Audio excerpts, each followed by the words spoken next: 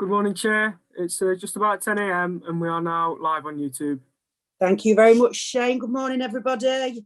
Welcome to the virtual meeting of Planning Committee. This meeting is being streamed live on YouTube, so I am also therefore saying good morning to all interested viewers that may be joining us this morning. The agenda and associated papers for the meeting are all available on the Council's website. To ensure the audio for this meeting sounds as clear as possible for those tuning in, we will be keeping all microphones muted as a default setting to keep background noise to a minimum. When wishing to speak, I would be extremely grateful if members would please raise their hands and wait to be invited to speak by myself. Your microphone will then be unmuted. Members will be voting by raising their hands to indicate they are either in favour of the motion, against a motion, or wishing to abstain. Let's get started on today's agenda. Agenda item number 1 is to receive apologies for absences. I am fully aware that Councillor Chris Barron has submitted his apologies, and we have Councillor Kevin Rostons in substitution for him this morning. Good morning and welcome, Kevin. Can I please ask, do we have any other apologies submitted this morning, please? No. Ms. Lynn? No, no, Chairman, sorry, I haven't received any more if there's none from the actual committee members. Thank you. Thank you. Agenda item number 2 is to consider any declarations of disclosable pecuniary or personal interests and non-disclosable pecuniary or other interests. Lynn, do we have any declarations? No, I haven't received any prior to the meeting, Chairman. Oh, Councillor Josday. Thank you, Chair. Just with regards to the Ashland Road West application, I have previously met with a number of objectors at public meetings and also with the applicants, or previous applicants and landowners in the past. But clearly have come to this meeting on this application with no predisposition, and I'm happy to vote. I just thought I should declare that, Chair. Thank you, Councillor Josday. Moving on to agenda item number 3 is the minutes. This item is to receive and approve as a correct record the minutes of the meeting of the committee held on the 17th of February 2021. Can I please ask for a mover on these? Can't see any hands. Oh, Councillor Williamson, your hand up. Yeah, thank you. Can we also have a seconder? Councillor Hankin, thank you. Does anybody wish to speak in relation to the accuracy of the minutes from the previous meeting? No. Can I please therefore ask for a show of hands in favour of accepting? Councillor Madigan, Councillor Madden, Councillor Hankin, Councillor Smallridge, Councillor Barsby, Councillor Kevin Rostons, Councillor Lauren Mitchell, Councillor Daniel Williamson, Councillor Samantha Deakin, Councillor Helen Ann Smith, Councillor Josney. They have been moved. Thank you very much. That's been carried. Okay, item agenda number 4 is to receive and consider the attached planning applications. We have 6 planning applications to consider this morning. Application number 1 is pages 15 to 50, which is V 2020-0184, Bellway Homes Limited. Outline planning application with all matters reserved except for access for a residential development of up to 300 dwellings with associated infrastructure and landscaping. This is land off Ashland Road West, Sutton in Ashfield. I'll now hand you over to the planning officers to present this application. Thank you. Thank you, Chair, and thank you for introducing this application. The first thing to report is that, as a late item, is that it's been brought to our attention that a briefing note has been sent to members. Officers have nothing more to add than is covered in the report as a result of this note. So thank you for that, Chair. Moving on to the next slide. Here you can see before you the site location. The application site extends approximately 10 hectares and is located on the western edge of Sutton in Ashfield.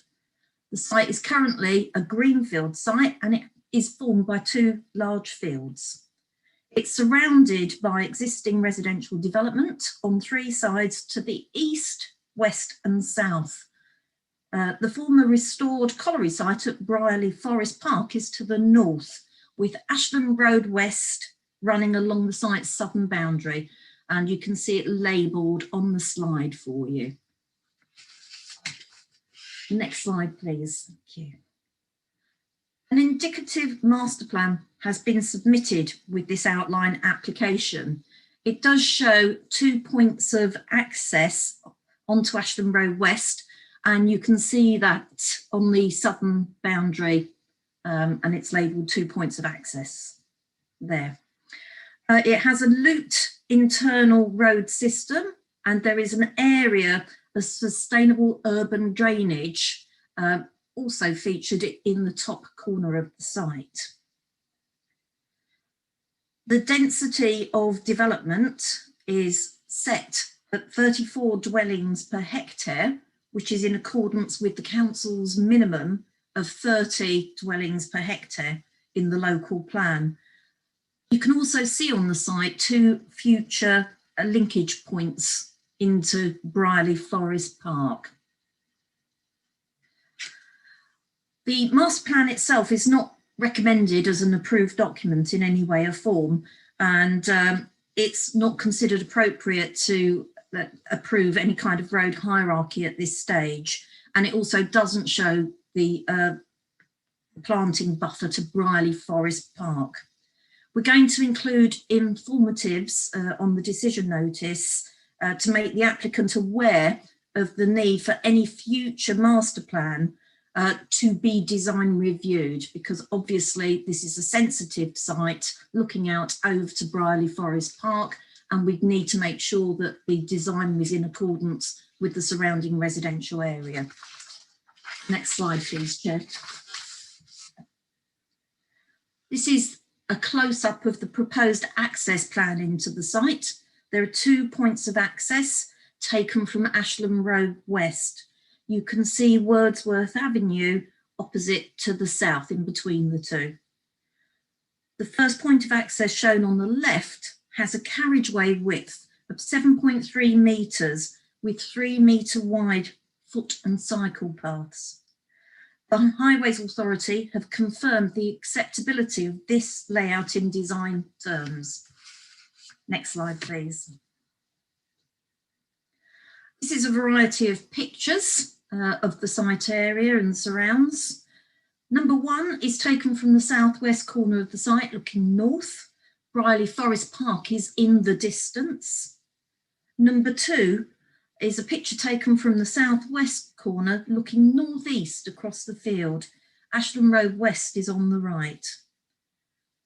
Photo 3 is taken looking along Ashland Road West. The 2 points of access are formed along this stretch of the road. And picture 4 is taken from the southeast corner looking back into the site. Next slide, please.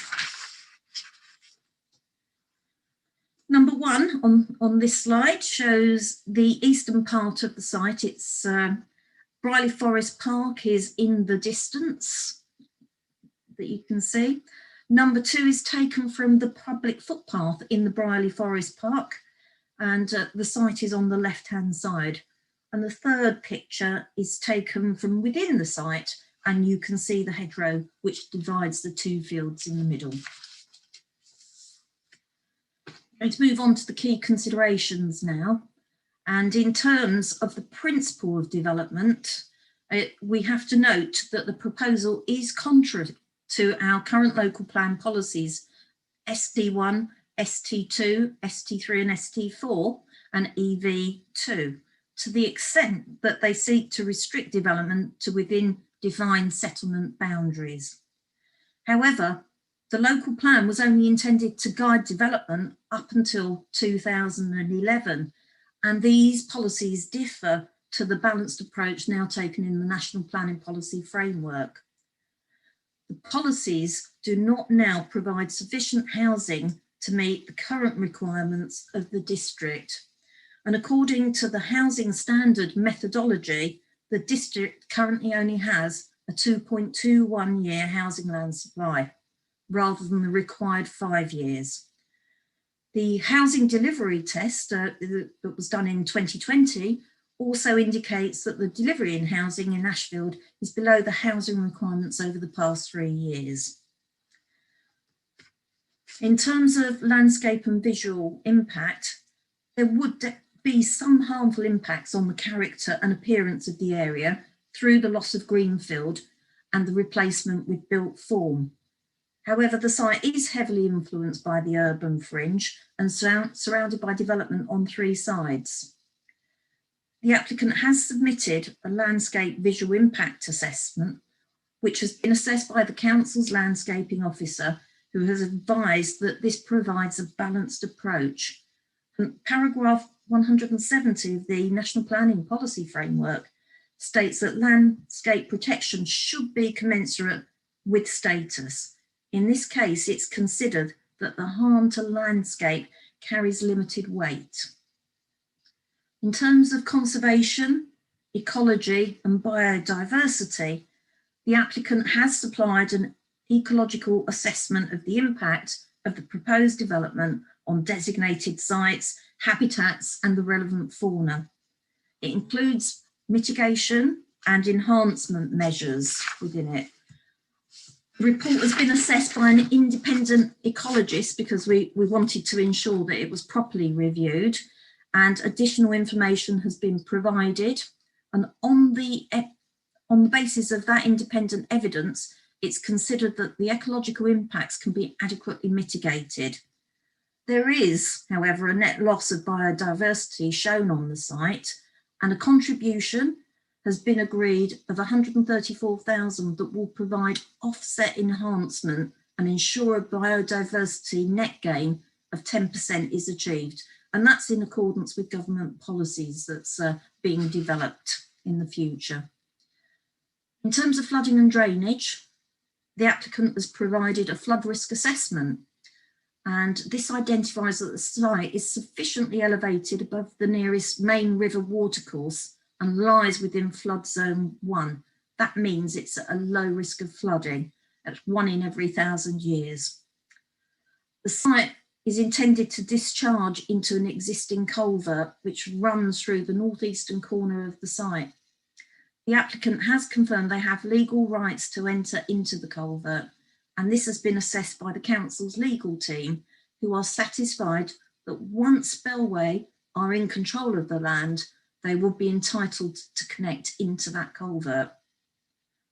The local lead flood authority have also been consulted, and they've stated that they raise no objections, and likewise no objections have been received from the Environment Agency or the council's drainage officer.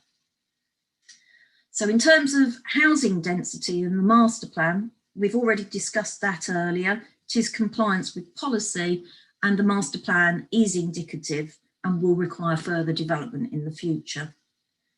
Again, in terms of residential amenity, the final details of the design, layout and appearance will form part of a future reserve matters application. These are to be carefully assessed in accordance with our local plan policies, supplementary planning guidance, as well as National Planning Policy Framework and other relevant national guidance. And as I said previously, it is intended to be independently reviewed. Moving on to highway safety, we are aware that a number of local residents have raised concerns about increased traffic generated from the development. It's acknowledged that a development of this size would inevitably result in some detriment to traffic flows. However, a scheme of mitigation is proposed along with Section 106 contributions to improve sustainable transport measures, and those measures are set out at page 36 in your reports. The Highway Authority have raised no objections to the development, and it's therefore considered that there's no evidence to refuse the application on highway safety grounds. In terms of developer contributions, the applicant has agreed to mitigate towards education, built sports facilities, healthcare, sustainable transport, libraries, public open space, biodiversity, as well as affordable housing. The contributions secured total 3.8 million, along with 10% affordable housing. And this will ensure that the necessary infrastructure is in place to support sustainable housing development.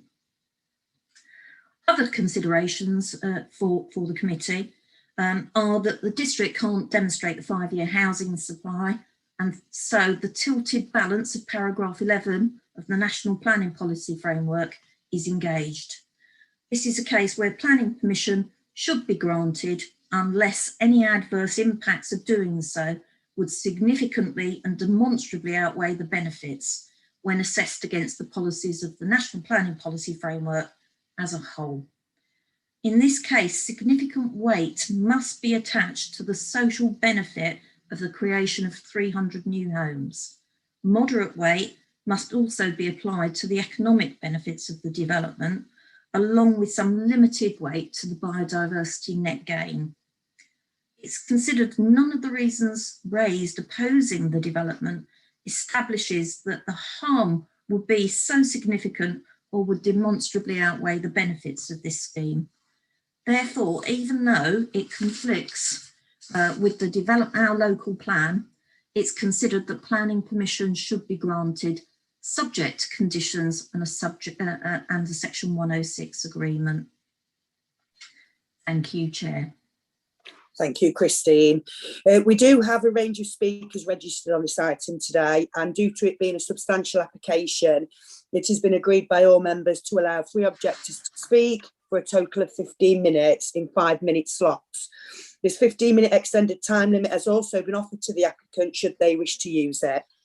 So firstly, I'd like to ask Mr. Ray Buttery as an objector to speak to the committee. Mr. Buttery, you have an allocated time of 5 minutes. Thank you. You on? Thank you very much, Chair. Good morning, everyone. Can you hear you? Can you hear me? I'm a through. I'm not used to this at my age. Anyway, thank you for the opportunity to speak and object to this proposal for building on land off Ashland Road West in Ashfield. This area for development for housing goes back to 1988, and at that time was refused by the council and dismissed on appeal. The development in 2016 was also dismissed by council and no appeal was registered. I do not believe the infrastructures have been truly addressed. 260 houses in 2016 has now turned into 300 houses, but nothing has changed regarding schools, doctors, dentists, highway improvements, flooding issues, and the treatment of the Japanese knotweed prevalent on the site. In 2016, 1,800 plus material objections were sent in. I am sure there will be many more if these plans were put to the public in an opening meeting again. But COVID-19 has stopped the interaction. But the council should listen to their constituents who pay their council tax and expect their wishes to be carried out. Local residents are aghast at the idea of more houses, since sewerage during severe rains is predominant in their gardens. How will this problem be addressed? Any proposed new development should protect and enhance the diversity and minimise fragmentation of habitats.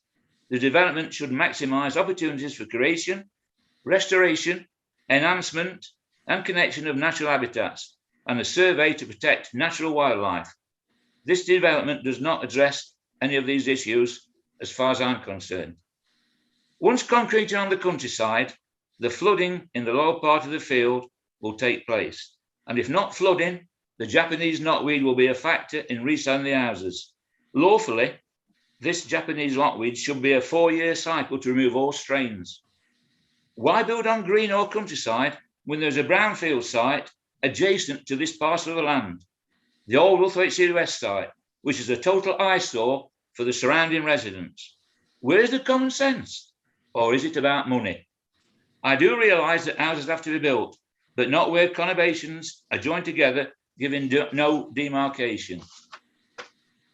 Then there is the nature conservation. The Ashland Road site is a haven for wildflowers, huge range of plant life, birds, deer, and many more animals.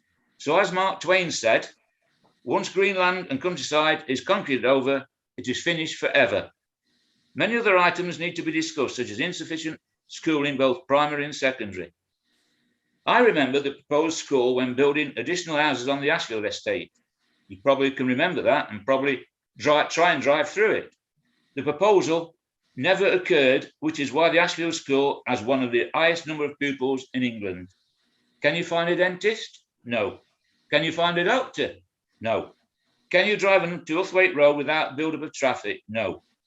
The density in this area is too high for major developments. So please turn down this development and build on brownfield sites before turning to green or countryside in a limited capacity. Thank you for listening to me. Have a good day. Keep safe. Thank you. Thank you very much, Mr. Buttery. I'd now like to ask if any members of the committee have any questions for Mr. Buttery to clarify. Councillor Zadrozny.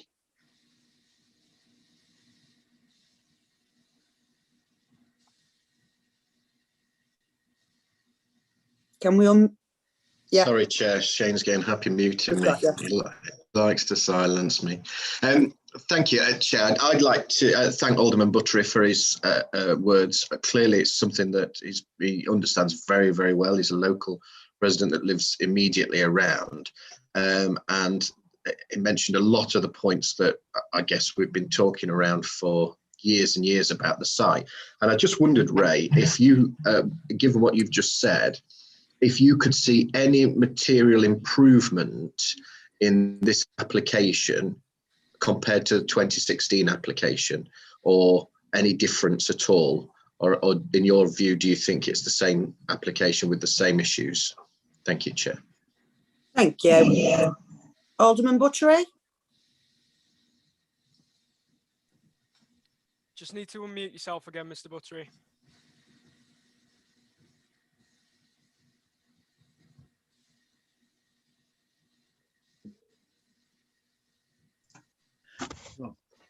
Am I on? Can you hear me? Yeah. Right.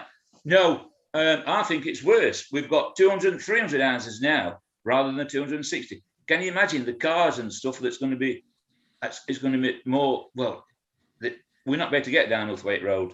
I've been walking this dog every day and I keep thinking, we're in lockdown, I can't get across road.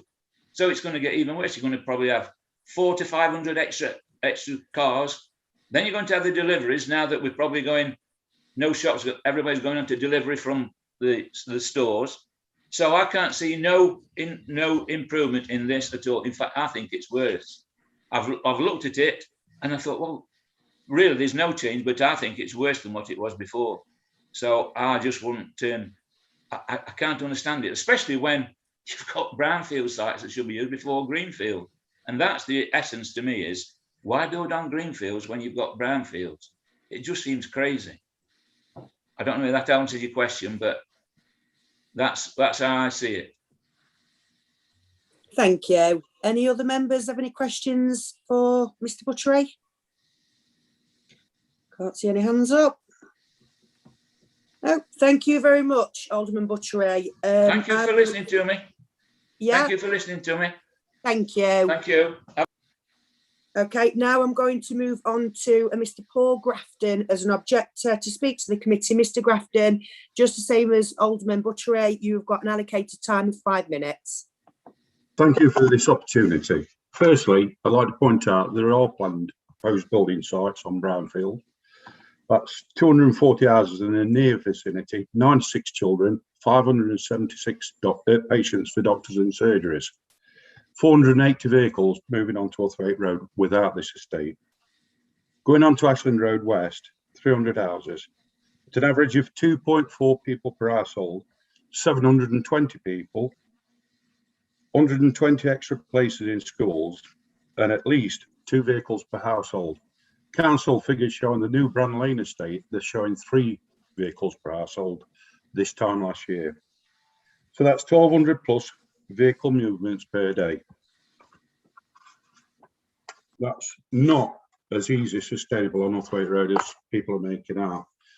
The single route in and out of the estate, one of them comes out opposite my address at 2 Evans Avenue. It's up an incline. That means every evening and every night I'll have headlights shining into my bedroom windows on a very, very regular basis. That includes noise problems, personally. Leaving Ashland Road West onto Hawthorne Road, there's a reduced view to the right. It's dangerous. And I'm saying this as my experience as a retired police officer and qualified advanced driver in cars and motorbikes. It needs at least 60 metres of unrestricted view with no parking to get a safe turning. But more importantly, how many vehicles are going to turn left to go through Carswick? It's a natural route to Stonyford Road. You've got to go up Highfield. Sorry about this. You've got to go up Highfield Road, Stanton Crescent, the Oval, Northwood Avenue. You pass a play area. There's 17 speed bumps to get on to Stonyford Road. That is dangerous. It's narrow lined streets, lined with parked cars. The other alternative route to get to the Lammas is down Carswick Lane through the Oval and Carswick Road. Again, 27 speed bumps. So that shows there must be some danger. It's an arterial route, Hawthorne Road. When the A38 and M1 are closed, they use Hawthorne Road as a route. The eco and wildlife system, biodiversity and net gain. It's wet on all sides. Everything runs down to the bottom of the hill. On average in Sutton, there's some rainfall on 16 days per month, 2.6 inches of water or 65 millimetres if you want. In line with climate change, that will increase. The surface water from the estate naturally flows to the lower ground, and it will do more so once this is gardened and paved. It goes to a wildlife aquatic area and a sump. Now, I've just heard that the plans are for it to be channeled down into the ditch. Well, it don't stop there. It channels into the ditch. The ditch then goes into the stream. The stream goes into the River Mourne.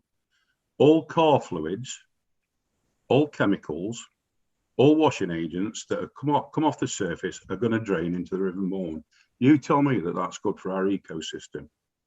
The land itself, my small pond at 2 Avins Avenue, I've got 20 newts. 20 newts, they travel between 500 metres and 1,500 metres to change habitat. There must be quite a big marshalling down there, which there is. They will be affected by this change. There's tawny owls, barn owls feed on that field. I see them regularly. We've got a small herd of roe deer that use the field on an almost daily basis. That's enjoyed by all the walkers in this area. They will no longer have access to this land. There's so much against it. What we're going to do, are we going to keep killing the wildlife? Are we taking the wildlife habitat away from everybody all the time?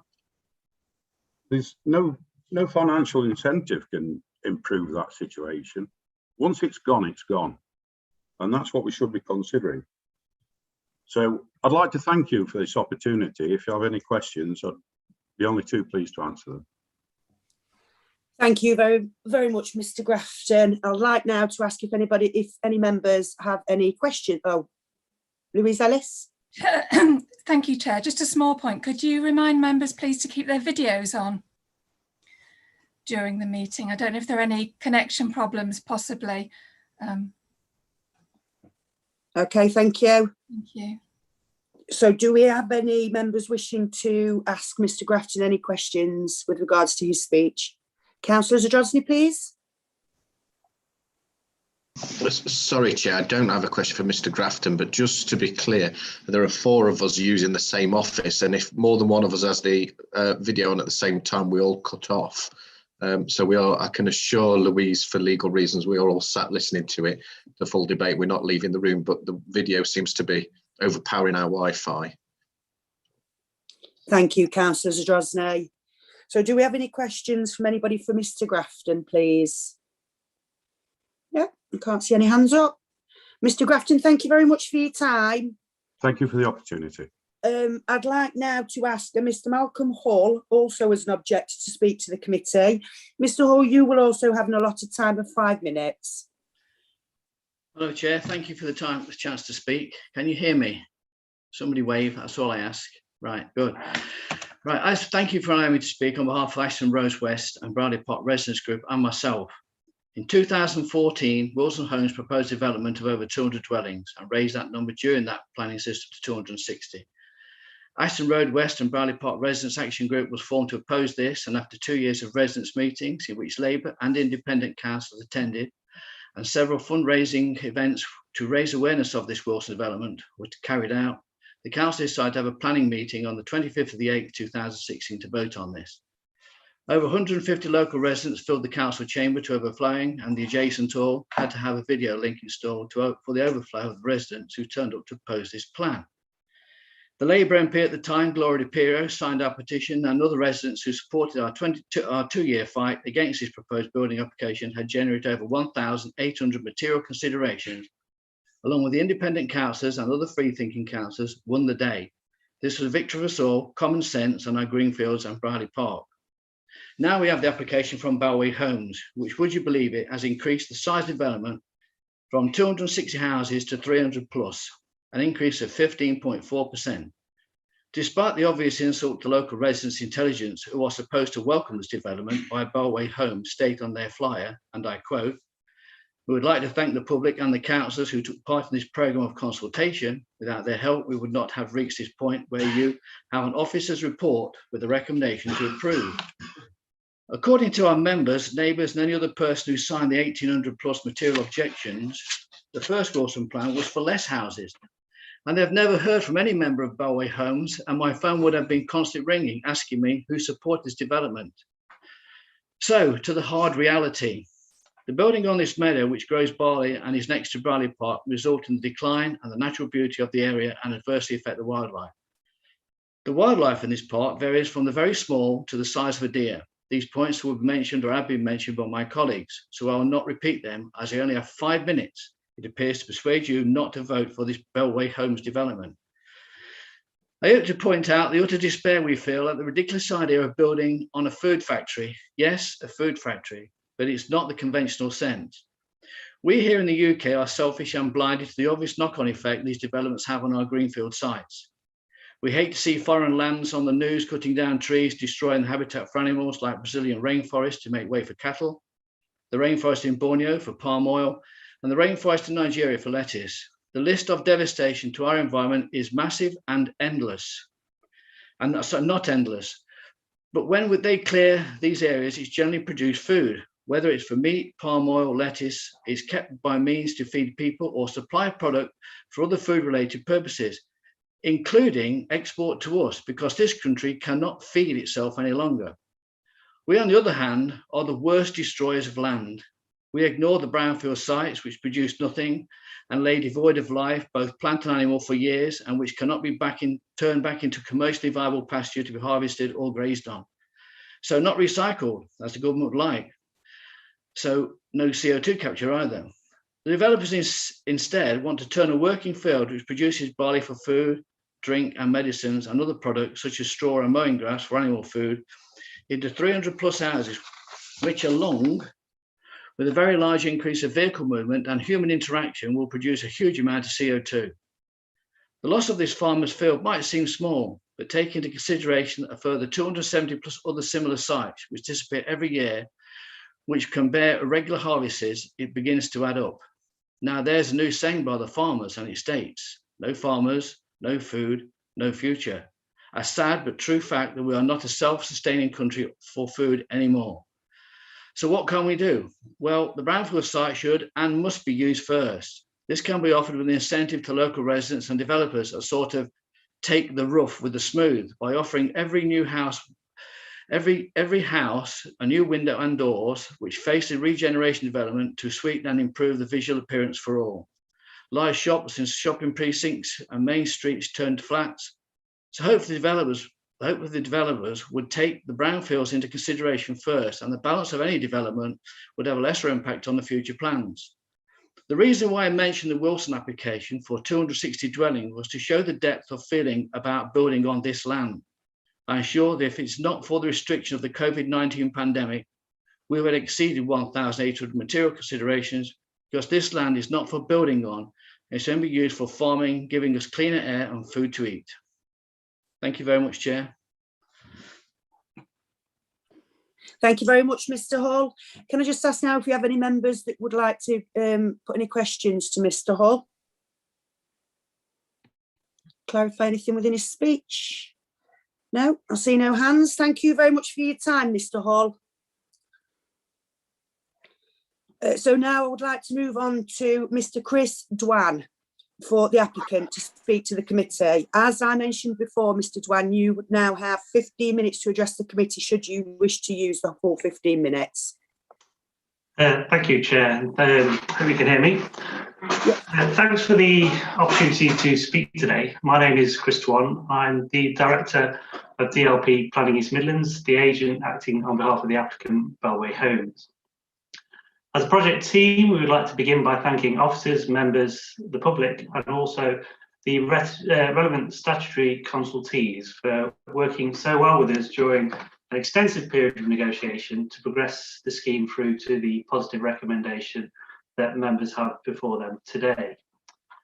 Due to the age of the council's existing local plan, the site remains designated as countryside, albeit in an area of land within a very sustainable urban fringe location. It has existing established residential development to three sides, and in my professional opinion, it offers one of the more obvious examples of a potential housing site within the district.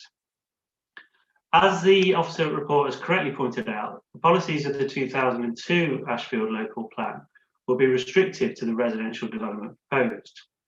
However, crucially, the local authority can only currently demonstrate a 2.2-year supply of housing land of the 5 years required by national planning policy.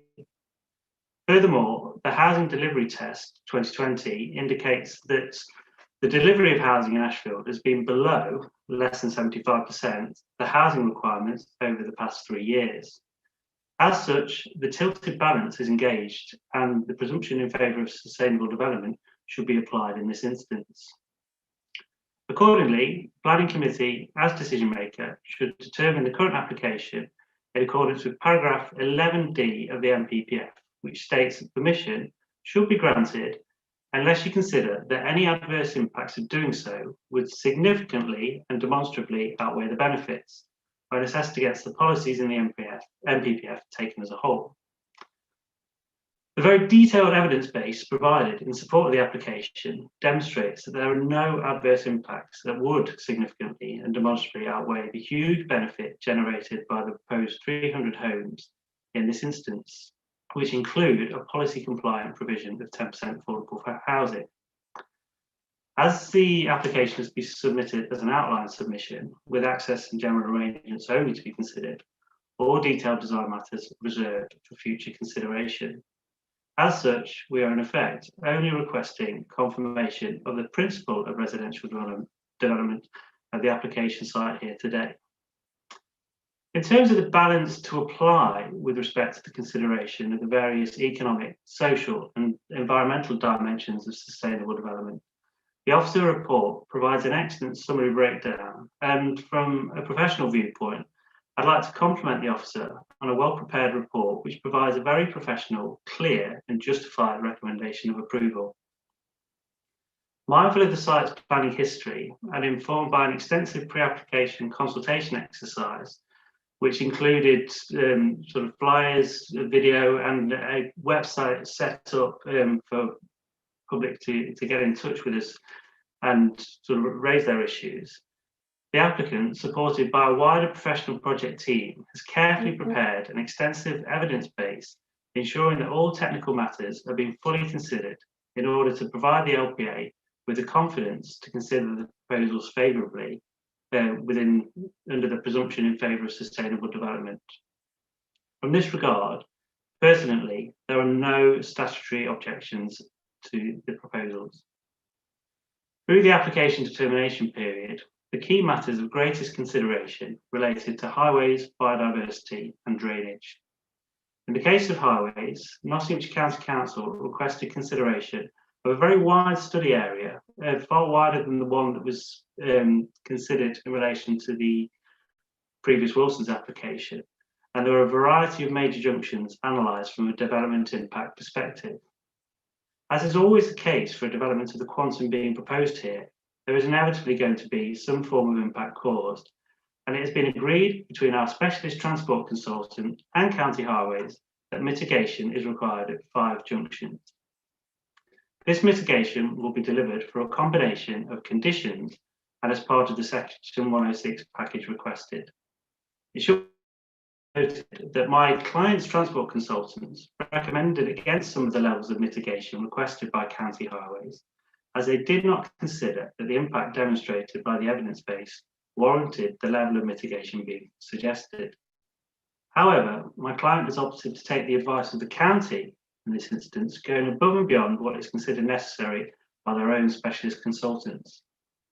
This demonstrates the applicant's willingness to work with the Highway Authority and ensure the local authority has the confidence it needs to accept as sufficient the level of mitigation against highway impact.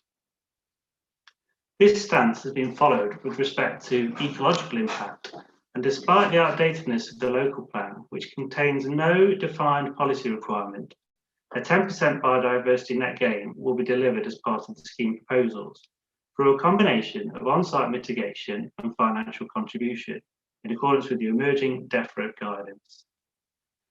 In terms of ecology, the application site is not covered by any statutory or non-statutory designations for nature conservation. The dominant habitat in the application site is intensively managed arable land, which limits the value of the site and provides no significant resource for biodiversity locally. Other habitat types recorded included species poor, semi-improved grassland and scrub, which is restricted to the site boundaries of the site and again do not offer significant value to biodiversity locally. None of the hedgerows are classified as important under the hedgerow regulations, but whilst all are classified as habitats of principal importance, these are species poor and as such do not provide a significant resource. Plantation woodland adjacent to the northern boundary, which provides some structural diversity to the site, is to be retained. The completed biodiversity metric confirmed retention of existing hedgerows and plantation woodland to be the main ecological receptors. The implementation of grassland habitats within the open space and the creation of wetland in the balancing facilities provide proportionate mitigation for the habitats of low ecological importance affected by the proposals. As part of the surveys, no evidence of reptile, water vole, otters, whitecloth, crayfish, etc. were identified during the surveys. The presence of amphibians was not identified as an ecological constraint due to the nature of adjacent water bodies and the habitats within the site. Nevertheless, the creation of wetlands in the balancing facility and grass and scrub habitats on the open space will enhance the value of the site for amphibians if present locally. The retention and creation of habitats within the application site will avoid any material impact on the local breeding bird population, and the species survey identifies some limited use of the site by bats, but overall the level of activity was low and dominated by common and widespread species. A small number of trees were recorded as offering low potential to be used as bat roosts, but no evidence for use of roosts were actually recorded. Through the retention of the habitats, the implementation of a sensitive lighting scheme, and the creation of habitats proposed in the open areas, it has been confirmed that the proposals will not materially affect the local bat population. The Teversall Pastures SSSI is approximately 2 kilometres from the boundary of the application site. Given the distance of this designated site from the application site and the intervening habitats and resource, increased recreational pressure will not affect conservation value of the designated site. The proposals will not restrict the potential flows into the designated site, as the greenfield runoff rate will be maintained, as will be discussed in a second. The proposals also include standard surface water treatment features, including an attenuation facility to ensure all surface water discharge is treated prior to discharge from the site. The Braley Forest Park is situated adjacent to the site to the northern boundary.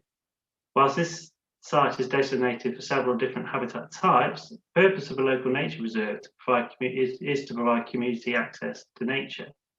This nature reserve provides a range of recreational facilities, including visitor centre, walks, mountain bike trails, etc. Consequently, the adjacent park has recreational facilities which provide for formal recreation, which has been designed and are managed to minimise potential effects to nature conservation. In terms of flood risk, the application site lies in flood zone 1, thus at a very low risk of flooding.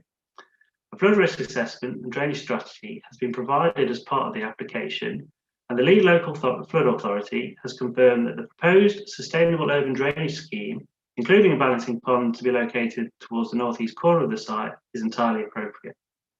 From this regard, there is a culvert running across the far northeast corner of the site, and the applicant has demonstrated legal rights to utilise this as the drainage outfall. This drainage strategy proposes to provide a hydro brake system to restrict flows to reduce the runoff from the development site during high return periods. Furthermore, as indicated previously, the applicant's drainage engineer and ecologists have demonstrated that the sustainable drainage strategy will include suitable pollution control measures to treat runoff before it enters the adjacent stream, thereby ensuring there is no detrimental impact on the water quality in the catchment area. As you have heard, with respect to the quantum of development proposed, this will be delivered at an overall density of 34 dwellings per hectare, which accords with the surrounding established residential area, which ranges from 20 to 37 dwellings per hectare in the round. The indicative master plan, which has been informed by a full landscape visual impact assessment, provides a good indication of how the scheme delivery might be achieved.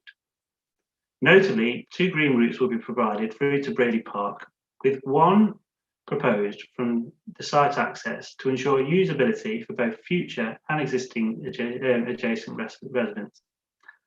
The master plan also shows that the amenity of existing neighbouring properties will be appropriately respected. As part of the submission packs, additional studies such as air quality assessments, ground reports, etc. have been undertaken and included to demonstrate that the development can be implemented appropriately. The proposal's section 106 heads of terms includes a full and very substantial suite of planning obligations, including policy compliant 10% affordable housing provision, and also full primary and secondary education contributions at a combined sum of over Nottinghamshire County Council are currently demonstrating that the local schools have a surplus as things stand. Contributions are proposed towards healthcare, libraries, public open space with £600,000 to be spent on either Briley Recreation Ground, Huthwaite Welfare Park or Briley Forest Park, depending on how the council wishes to allocate it. Built sports facilities with £258,000 to be spent on the Lammas Centre, and a variety of sustainable transport measures, including financial provision for a larger bus for the existing 417 bus service, and bus stop upgrades, in addition to the requisite off-site highways mitigation outlined previously. In conclusion, you have before you today a very considered application for residential development, which should provide you with confidence to make a positive decision, applying the tilted balance in favour of sustainable development. The proposed development will make a hugely significant social contribution, not least to the district's housing delivery, which is in desperate need of a boost. Policy compliant affordable housing provision and significant financial contributions benefiting their local area, such as improvements at the Lammas Centre, etc. Economically, there will be direct and indirect employment and investment generated by the construction of the dwellings over a 5 to 6 year period. An increase in spending of businesses and services in the local area once the development is occupied, and payments to the local authority in form of new homes bonus and council tax. Environmentally, the development will deliver a 10% biodiversity net gain, whilst the drainage strategy and highways mitigation have been agreed as appropriate. As such, the proposed development can be viewed as entirely appropriate within the context of paragraph 11 of the NPPF and the tilted balance in favour of sustainable development. There is clearly no level of adverse impact that would significantly and demonstrably outweigh the huge benefits in this instance. Given this, we would accordingly request your support in confirming the officer recommendation and providing a resolution to grant planning approval here today. Thank you for your time. Thank you very much, Mr. Dwan. Can I now ask if any members of the committee have any questions for Mr. Dwan to clarify any points raised within his speech, please? Councillor Samantha Deakin, please. Thank you, Chair. thank you for your presentation. At one point you were speaking about going over and above what the county has asked in regards to highways improvements and junction improvements. Where is it? What is it that you're doing that's going over and above what county have asked you to do, what the council have asked to be done for this development? Well, in that circumstance, there's 5 specific mitigations that are included as part of the scheme proposals. And in a couple of the instances, the consultants in question who are working on our behalf, AD Infrastructure, they basically put forward what they thought should happen, and the county council sort of came back and asked for more. So, for instance, I can just refer to my notes. In the case of the Lammas Road and Hat Lane, there's already infrastructure being put in place under the County Council's own local transport plan budget to provide improvements at that junction. Now, we're only providing a proportionate impact on that. So I think the suggestion was that we provided sort of £10,000 or £15,000 towards that, even though it's already the funding's already in place. But the county came back and they considered that we should be effectively covering the overall value of it. So they've asked us for £120,000, which is equal to the cost of the junction upgrade, which they're going to then apply to strategic cycle network measures elsewhere. So it's a good example of quite a significant contribution over and above what my client's consultants were suggesting is necessary within that context. But mindful of sort of the sensitivity of the site and in the context of what the county council were asking, plus as well, given the timeframes we were working to, because this negotiation, although we were sort of in negotiation for a good length of time, this was sort of towards the end of the discussion. Bellway, my client, opted just to go with the county council's recommendation over and above their own specialist advice in that instance. Anybody else wishing to speak? Councillor Deakin, were you wanting to come back on this one? No, I don't think it's over and above. I think it's what we've asked, but it was over and above what his specialist advised, but it's not over and above what the county have asked. But no, I now have clarity. Thank you, Chair. Thank you, Councillor Deakin. Does anybody else have a question for Mr. Dwan? I'm just checking all my cameras. I can't see anybody indicating, Chair. No. Fantastic. Thank you very much for your time, Mr. Dwan. I'd like to now go to Councillor Tom Hollis, who called us in this application and is also present within this meeting to start the debate and speak to the committee. Councillor Hollis, please. Thank you, Chair, and thank you for the committee for allowing me to bring this forward. And I think firstly, just before I go on, I'd just like to thank obviously Paul, Ray, Alderman Buttery and Malk for their submissions and talks. I know this has been going on a long time and they've been heavily involved for the numbers of years this has been involved in, and I really like to thank them for the time. But moving on to what we've just heard from the applicant side, there's nothing like patronising a planning committee to begin a morning's meeting. I'm very grateful he's not, and I hope he never represents us there, because I think what we've heard there was awful. I mean, we've talked to acknowledgement of flooding issues. He spent a lot of time talking about the impact and all the necessities we're talking about with the impact on flooding. Clearly there's a problem because they're spending a lot of time talking about it. I welcome Councillor Deakin's questioning of the applicant there as well. I'm not sure if he is aware, but Hack Lane and Lammas Roads at the other side of Sutton. So what we're talking about is the developers are now investing money in roads at the other side of Sutton, nothing to do with the impact of this development. He spoke about contributions. contributions he legally has to make to submit. We ask 106 money of every development of this size and smaller. So let's not make a fanfare about what legally we have to do. And I think the most awful thing I heard was about the fact that there's suddenly a hierarchy of ecology in the site. He used the phrase of low ecology importance. So the family of badgers isn't important. The family of bats isn't important. The family of deer aren't important. You know, we are custodians as a council to not only look after our residents, constituents, businesses, but also the environment that we oversee. You know, as far as I'm concerned, the council has as much loyalty to the people as we do the animals. And I think to be told there's some sort of hierarchy of wildlife was disgraceful. And I think to move on to the history of this site, I think we can't ignore that. This has been a long-standing site where the landowner clearly wants to get permission. They've moved on to 2 or 3 developers, now obviously Bellway.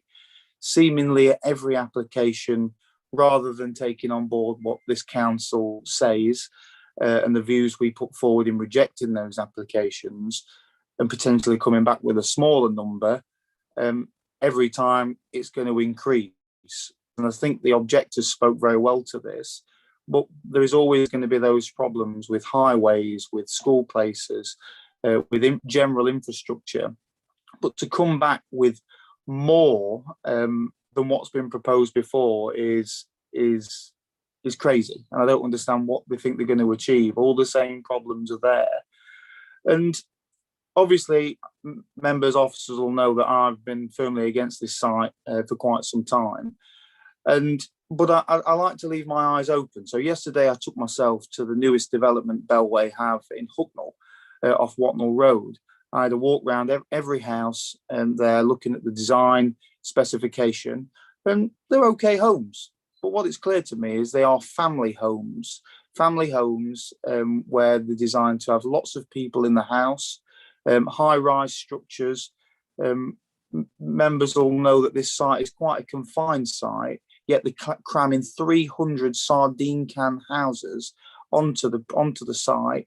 They are going to be building high-rise, 3-story likely properties that will just put massive pressure on our infrastructure. And like I say, the site in Hucknall was very good, but it's not in keeping with the bungalows on Ashland Road West or Briley Forest Park that's next door. This is more in keeping in a more family-orientated part of the district. And frankly, if Bellway Homes want to give the council a call after this meeting, we'll gladly work on with them a number of brown sites across the district where actually a development like this would be welcome.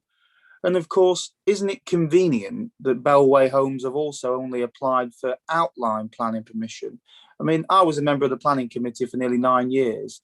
It is extremely rare for a developer of Bellway's size to come with outline planning permission. They always come with detail. They always come with the one swoop, one pane, one application. It's clear to me they are trying to frankly deceive and hide the fact that these are going to be very compact, very detailed properties that aren't in keeping with what's there now. And not to repeat myself, but surrounding Ashland Road West are bungalows, elderly people properties, a country park. That's what's there now. And to build 300 homes on the only piece of parcel land that's there just simply isn't right. And I think it's important to say that residents there aren't NIMBYs. I think, you know, we've all been on the planning committee long enough to know that some people don't like properties being built. That's simply not the case with people on Ashland Road West. One of the speakers, Paul, spoke very well in highlighting the fact that there is a number of properties, 90 odd houses coming on the old CWS site. There's nearly 90 odd homes already been passed at the bottom of Beach Street and Lime Avenue, just opposite, all coming onto the same part of the main road, which this application will be coming on. So there's nearly 200 properties there, 400 cars a day already that's going to be coming on that aren't there at the moment. Already people that are going to be putting pressure on the doctors, the school places, the roads themselves, the pavements, all those kind of infrastructure, sewage. And now we're talking about putting another 300 homes. And let's just think about what that means. 600 cars a day, at least. And to be told in the report that they're making contributions, and I draw members' attention to the contributions page where it lists 138,000 across 3 projects on buses. If there's more than one house in this estate that uses a bus, I'll be surprised. All these people will have cars. They are family homes. I've lived in a new build estate. I've represented new build estates. People don't use buses. They use the cars. And the very fact that, to highlight what we've been told by the developer there, which, like I say, was probably one of the most patronising pieces of oration I think this committee's ever heard, to be told that they're doing up the roads at the other side of Sutton. And by the way, this is going to help people on Huthwaite Road, Sutton Road, Carsick Road, Westbourne Road, is ludicrous. And I think also I need to speak further to the wildlife. There is a heavy wildlife population on that site. You've got deer, which of course well documented. Members of the committee, I'm sure, have seen photos before of deer occupying the site. There's badgers. Even the developer has acknowledged there's bats on the site, and it is a central piece. And I think let's not forget. I know Councillor Drosny is very keen on this, but the dingy skipper butterfly, you know, that is it's a very niche part and a specialist species to Ashfield, which is known to be in the vicinity of there. And of course the newts, which are very clearly in Paul's pond opposite. That's yards away from the site. There's clearly newts on the site as well. And the very fact that, we don't often see this in planning committee papers, but the developer acknowledges that they're damaging this biodiversity. So they're spending £134,000 to try and put it right elsewhere. These animals aren't going to move to another site. They're going to be there, and they're going to lose the habitat that they've had for generations. And by the way, I played football on this site. When I was brought up in Teversall and Stanton Hill. I know this site very well. We used to walk across Briley through the hedge before there was an entrance. It's always been boggy. We know there's flooding problems on that site there. And I think it's quite interesting that so much has been spent on that. And I suppose the final thoughts I'd like to raise is really about Briley Park. Since the Ashfield Independents took over the council, unashamedly, we've spent a hell of a lot of taxpayers' money on Briley Park, doing it up, whether it's opening the cafe, extending the car park, encouraging things like the park run to come down. And particularly in lockdown, Briley Park's been a haven for people to go and enjoy the open space, and it's a real jewel of Ashfield. This site is inside Briley Park, and I think to be applying for Briley Park, applying for homes into Briley Park, just erodes that kind of infrastructure of open space that we have.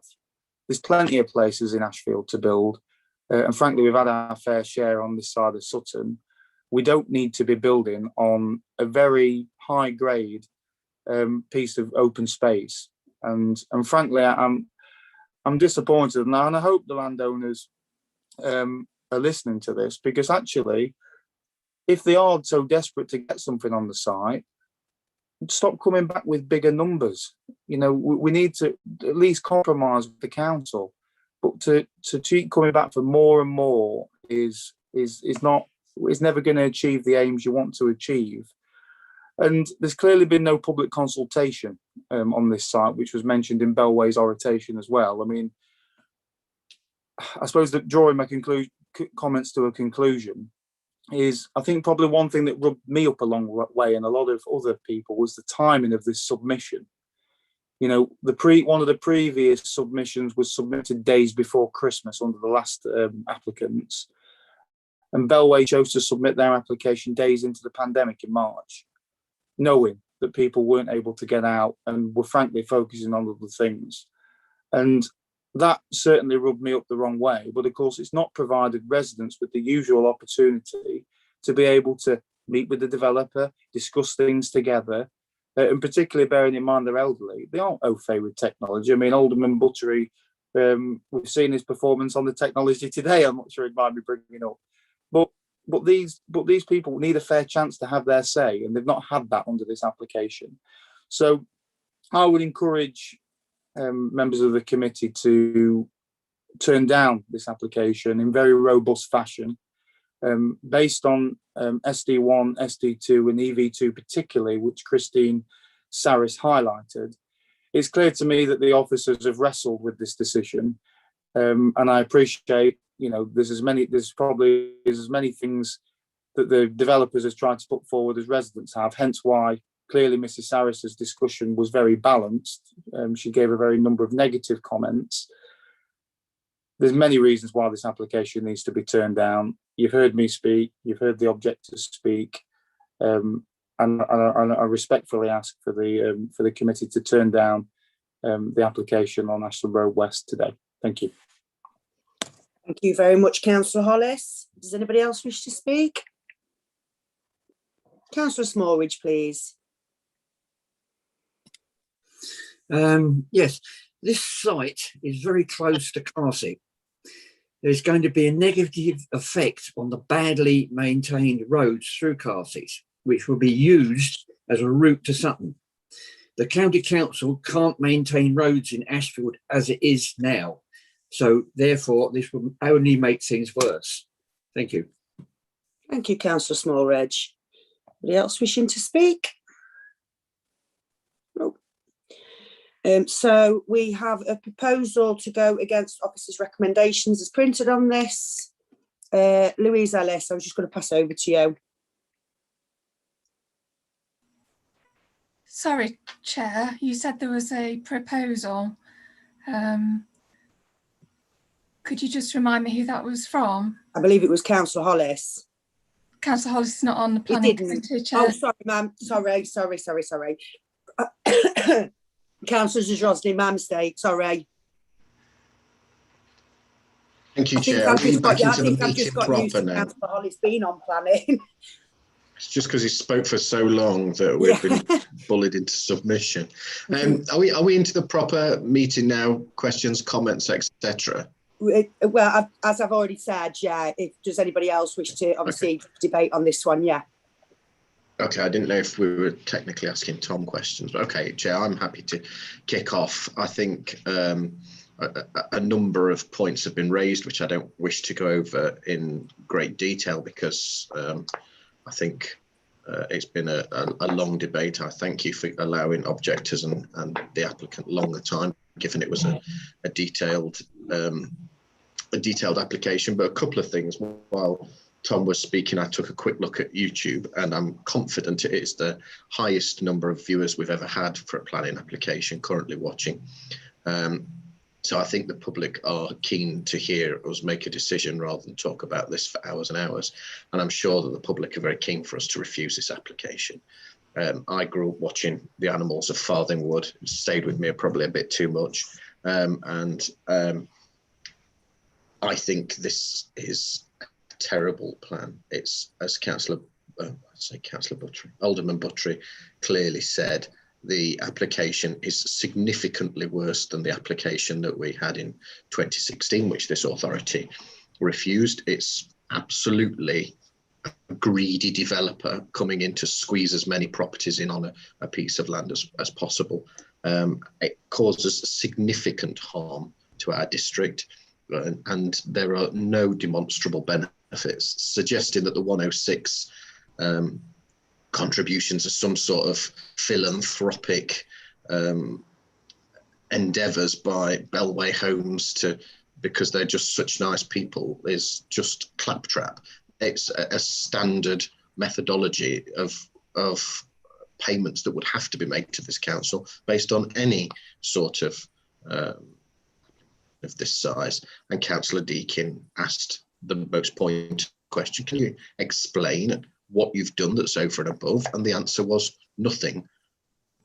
They've done is done over and above what they wanted to do, which is what the council asked and the county council asked. They've done nothing more, and they want to crowbar as many properties into an area of significant beauty. This isn't an urban fringe. This is adjacent one of our 5 Green Flag Award winning country parks, sites of special scientific interest surrounding with all sorts of protected life. And to suggest that they are less significant because of what they are, they're only bats, they're only badgers, they're only deers, they're only newts. It's all right, we can give you some cash. Well, cash doesn't quite cut it when you're talking about ecological works. You don't suddenly give a newt a tenner and say, can you waddle on down to the next stream. That's not how it works. And I'm afraid to say there's nothing in this application that reassures me that this can be mitigated. And I think Councillor Mitchell will be interested to know that we were all on site, talked to residents yesterday in her ward at the Bellway application there. And I think we owe Councillor Mitchell an apology because she raised this issue about Bellway homes when it came to committee, and we dutifully followed officers' recommendations. And I've been down there, and Bellway have been an environmental criminal in Hucknall South. That what they've done to the old hedgerows, the public footpaths, the large trees it's awful. It's really awful. And they've ripped those things out, ancient hedgerows that will not grow back. Planting a few whips of hawthorn does not recreate what have been taken out. And I think we were duped actually a little bit into making a bad decision in Hucknall South. And I think the residents in that part of Hucknall South deserve an apology, but by God, we shouldn't make the same mistake with the same developer again in Sutton, because once bitten, twice shy. And we've been very pragmatic about working with developers, trying to, understand that the district needs development in the right place. We want to be ambitious for growth and provide good housing, etc., etc. So I think we've all bit a bite of that sandwich we didn't want to, but that doesn't mean we take development at any cost, and it definitely doesn't mean we take it where we know it will cause harm. It's literally in Brierley Forest Country Park. It's a floodplain. It's against our policies. I'm aghast that it's recommended for approval. And Chair, I'm very happy to be the first person, as I was in 2016, at a smaller application with less detriment, to move a refusal, a recommendation against officer's recommendation on grounds ST 1 to 4. I won't bring in highways ones because I don't think that, given the legal advice, that they would hold as much weight in court when we undoubtedly get there. But I think there are also a number of ecological reasons, which I'll take advice from Mrs. Saris on, but I suggested probably EV1 and a number of others. I can't remember the exact points, but I'm confident it's ST 1 to 4, and I think one of the HGs maybe, but I'll take advice on that, Chairman. Thank you. Thank you, Councillor Zadrozny. We've got Councillor Helen Smith, please. Yeah, thank you, Chair. I'd be happy to second Councillor Zadrozny's proposal there. I mean, I've sat on planning committee for a long, long time, and I've seen applications on this site previously. And if there's one thing that really frustrates me is when agents come along and say, oh, you've only got 2.5 years left on a housing land supply, so you must vote for this application. You've got no way about it. You must do that. No, we haven't got to do that. Our new LDS should be in place within a maximum of a year, hopefully. And then we'll have a substantial amount of housing allocation. So you know what? We don't have to support this application based on the fact we've only got 2.5 years of housing land supply. Thank you, Madam Chairman. Thank you, Councillor Smith. Anybody else? So we have a proposer and a seconder to move against officers' recommendations. Louise, do you want to come in on this? So, thank you, Chair. I think that the leader has been quite clear in terms of the reasons, unless the planning officers require any more information on those reasons for refusing planning permission. Thank you, Louise. Any of the officers, any of the planning officers? Christine, Mick? No. Okay, so we'll go straight to the vote then, please. Chair, no, sorry. Sorry, I didn't see you. I don't know. I think I've got a bit of a delay. Christine, please. Thank you, Chair. I wasn't the quickest at unmuting, so I apologise for that, Chair. Just to say that there's been a full discussion, both setting out the pros and the cons of the scheme today, so I don't propose to rehash any of that. In terms of the reasons for refusal, I hear what has been put forward in terms of policies ST1 to ST4. Obviously, officers have set out their balance of that in the report, and members will be required to add a bit more balance to that in terms of statements subsequently, should they be required in any depth. In terms of anything else in relation to recommendations from officers, I don't think as officers we've got anything further to say in relation to that, because we've set out the reasoning in the particular report. Members may wish to mention density in relation to this in a little more depth, because that seems to be an aspect that you are particularly concerned about in terms of reasons for refusal. I think nature conservation is quite well covered, because we've had an independent evaluation of that, and I think that assessment is quite rounded from the point of view of that independent approach. So for me, perhaps one aspect to emphasise was your concern about density. Thank you, Christine. Back to Jason, please. Thank you, Chair. Yeah, of course, we mentioned density a number of times, a number of members. So happy to make that part of the formal recommendations. I do think, I mean, I've took Christine's advice on highways and not making that an objection, because look at our wonderful colleagues at the County Council have not objected, so they've not been as helpful as we'd need. But I do take a little bit of exception to the ecological ones, and I still think that would be a note, at least, that we are concerned about that. I think it's acknowledged that there's detriment to wildlife, and even though there's ways technically through the report of mitigating that, I think that's still a large concern for local members. So however we word that, whatever the officers want to do to make my layman's terms a real objection, that's something I definitely think I want to include, Chair. Thank you, Councillor. Louise Ellis, please. Thank you, Chair. Just a quick reminder, if Councillor Smith is happy with those reasons that Councillor Strodden has put forward, that would be helpful. Yeah, I'm happy with that, Chair. Thank you very much. So we'll go to the vote now, please. Nobody else is wishing to speak. I need to see a clear show of hands in relation to going against officers' recommendations, please. Councillor Madigan, Councillor Madden, Councillor Hankin, Councillor Smallridge, Councillor Barsby, Councillor Mitchell, Councillor Daniel Williamson, Councillor Deakin, Councillor Drosny, Councillor Helen Ann Smith, Councillor Kevin Rostance. That's clearly been passed. Thank you very much.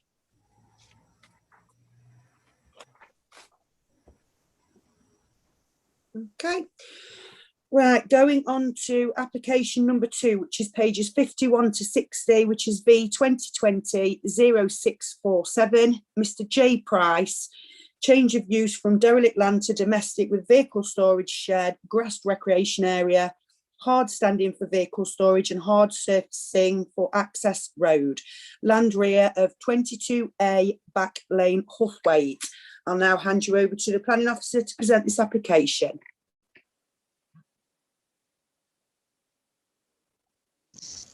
Thank you, Chair. Thank you for introducing the application. I have some matters that need to be reported to members first before I go into any presentation, because during a site visit last week to take photographs for our presentation, it was identified that works had taken place which would affect the consideration of this application. I'd therefore like to investigate these further and to get clarification before members consider the application in detail. May I therefore request that consideration be given to deferring any decision until further investigations have taken place.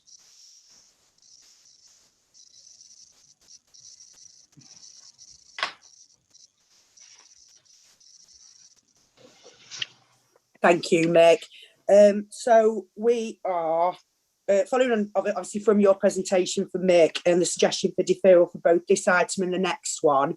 Can we please go to Councillor Hollis, who called in the application, start the debate and consider the suggestions as outlined?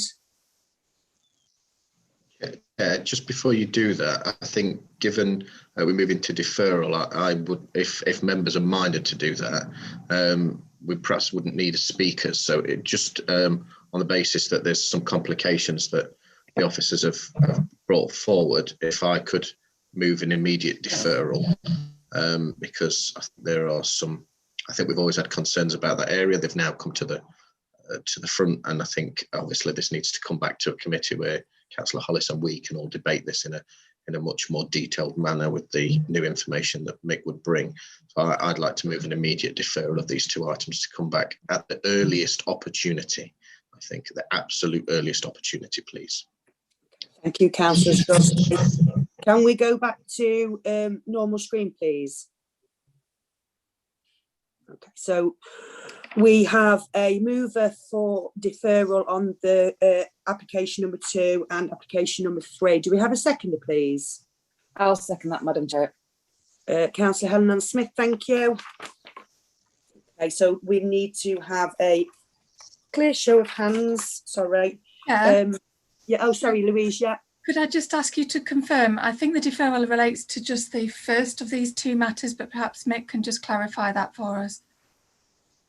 No, I mean, it could affect both applications. So Councillor Zadrosny has asked for it to be both be deferred, which is absolutely fine. There are things on this site that we are unclear about that's taking place. We need to be clear of exactly what's taking place before we can really make a full, a clear recommendation to members. I don't think it's fair on members to consider these applications without actually knowing exactly what's going on site, which could affect the details that's been submitted. Christine Saris, please. Thank you, Chair. I would just suggest you take them one item at a time, though, for clarity. Okay, so we are voting on the application number 3. So we've got Councillor Zadrosny moving and Councillor Helen Ann Smith seconding. Can we have a clear raise of hands for a deferral on this one, please? Councillor Madigan, Councillor Madden, Councillor Hankin, Councillor John Smallridge, Councillor Keir Barsby, Councillor Samantha Deakin, Councillor Kevin Rostance, Councillor Jason Zadrosny, Councillor Daniel Williamson, Councillor Lauren Mitchell, Councillor Helen Ann Smith. That's everybody. Fantastic, thank you. So same again, but for item agenda number 3. Do we have a mover to defer on this one, please? Councillor Zadrosny, seconder. Yeah, I'm happy to move. Councillor Barsby. Fantastic. So same again, clear show of hands for a deferral on application number 3, please.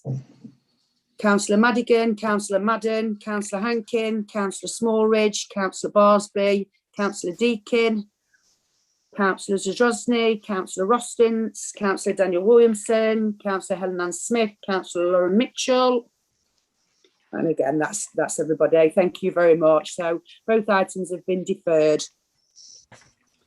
So moving on to application number 4, which is pages 69 to 78, which is application number V 2020-0867, Ashfield District Council, 2 dwellings, land off Hawthorne Avenue in Hucknall. I'll now hand over to the planning officer to present this application. Thank you.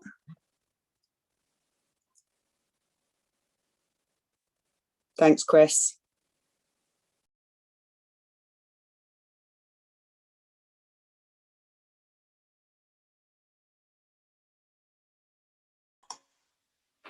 Sorry about that, I had a bit of an issue with unmuting there. Thank you for introducing that, Chair. Yeah, the reason for the application being referred to committee is that it's an Ashfield District Council own application.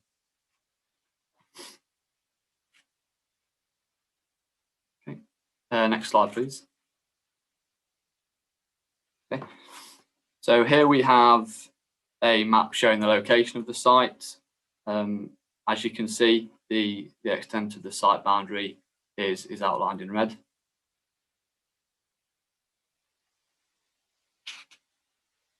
Next slide, please.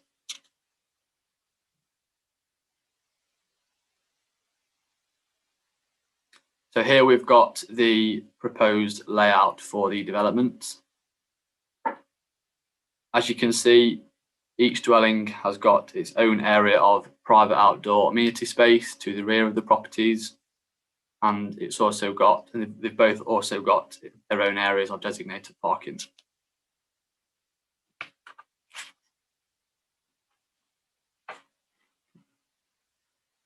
Details have been provided of vehicle tracking, which demonstrates that vehicles can leave the parking spaces and adequately manoeuvre within the site boundary to ensure they are leaving the site in a forward gear.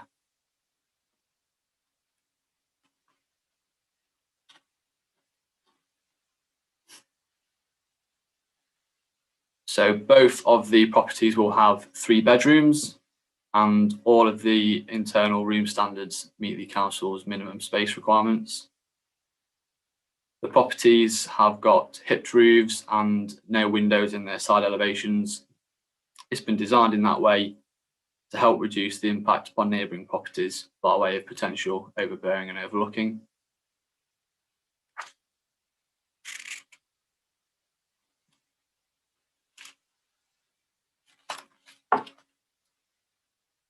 So we've got a selection of site photographs here for you.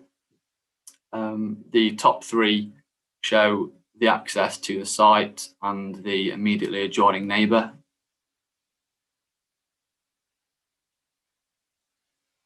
And then the bottom 3, they show the site in relation to the surrounding neighbouring properties as well.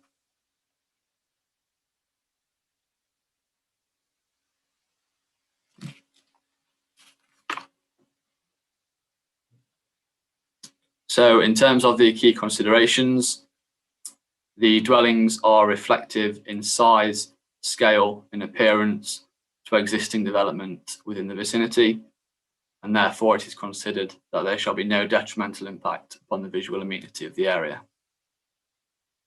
4 objections have been received, which, amongst other things, primarily relate to the impact upon residential amenity and highway safety. The full list of concerns raised have been detailed within the report. After undertaking the relevant assessments, it is considered that the proposed dwellings will not result in any undue impact upon the residential amenity of existing and future occupiers. Each dwelling will have 2 off-street parking spaces. A knee rail fence is also to be erected along the edge of the stream to provide a visual and physical barrier to improve overall highway safety. Therefore, it is recommended that this application is granted planning permission, subject to the conditions as outlined in the report. Thank you, Chair. Thank you very much, Alex. Okay, so we'll move on to the debate. Does anybody wish to speak on this one? Can we go back to the main page as well, please?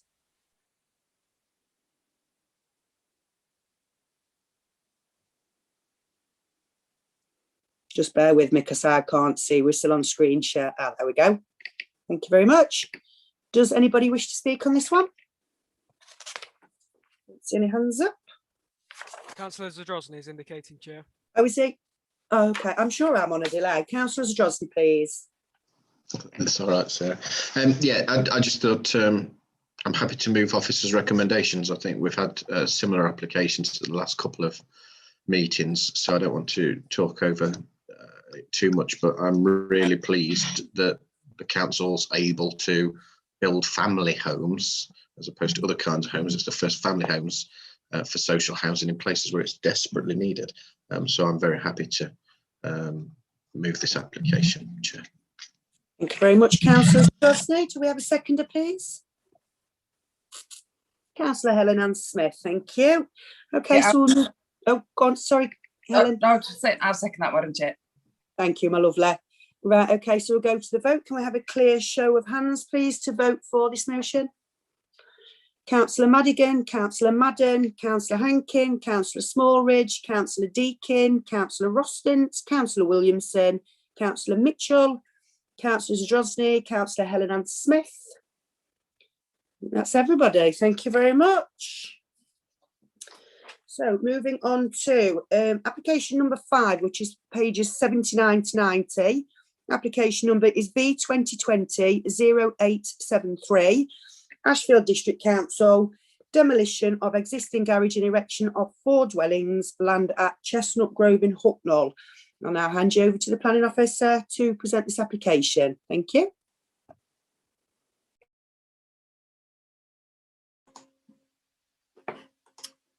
Thank you, Chair. So yes, as you've said, it's for 4 dwellings, and as before, the reason it's been referred to Planning Committee is because it's a council application. Next slide, please. Okay, so here we have a map showing the location of the site, again with the extent of the site being illustrated by the red boundary.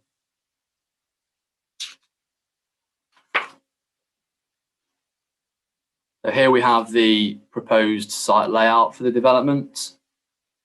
The footpath link from Yew Tree Road, which is illustrated by the dotted blue line, that's to be retained, expanded and realigned around the site to actually join with the existing pavement on Chestnut Grove.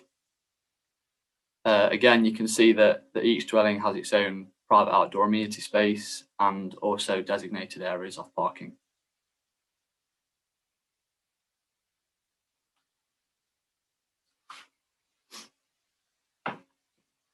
We also have details of vehicle tracking, which demonstrate that a vehicle can leave a parking space, adequately manoeuvre within the site, and to ensure that it can leave in a forward gear.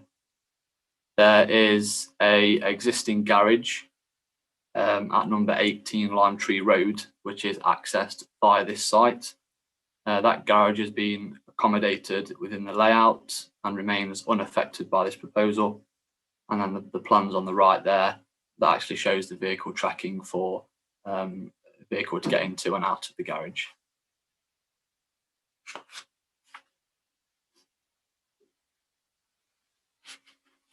So there's 2 house types that are being proposed. The first, house type A, they will be 3 bedrooms. Again, all room sizes meet the council space standards. The properties have got hipped roofs and no windows in their side elevations. Again, this has been designed in such a way to help reduce the impact on neighbouring properties by way of overbearing, overshadowing.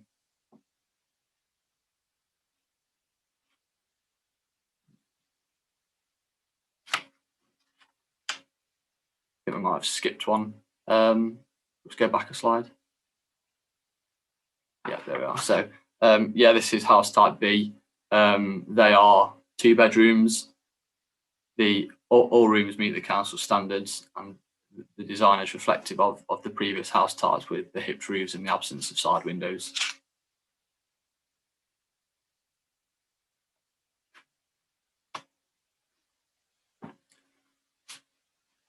So we have 6 photos here showing the site and the surroundings. The first 2 show the site access from Chestnut Grove and from within the site. The remaining photos show the extent of the site in its relationship with existing neighbouring properties. Photo 4 shows a garage in the distance there. That is to be removed as it's currently in a dilapidated state.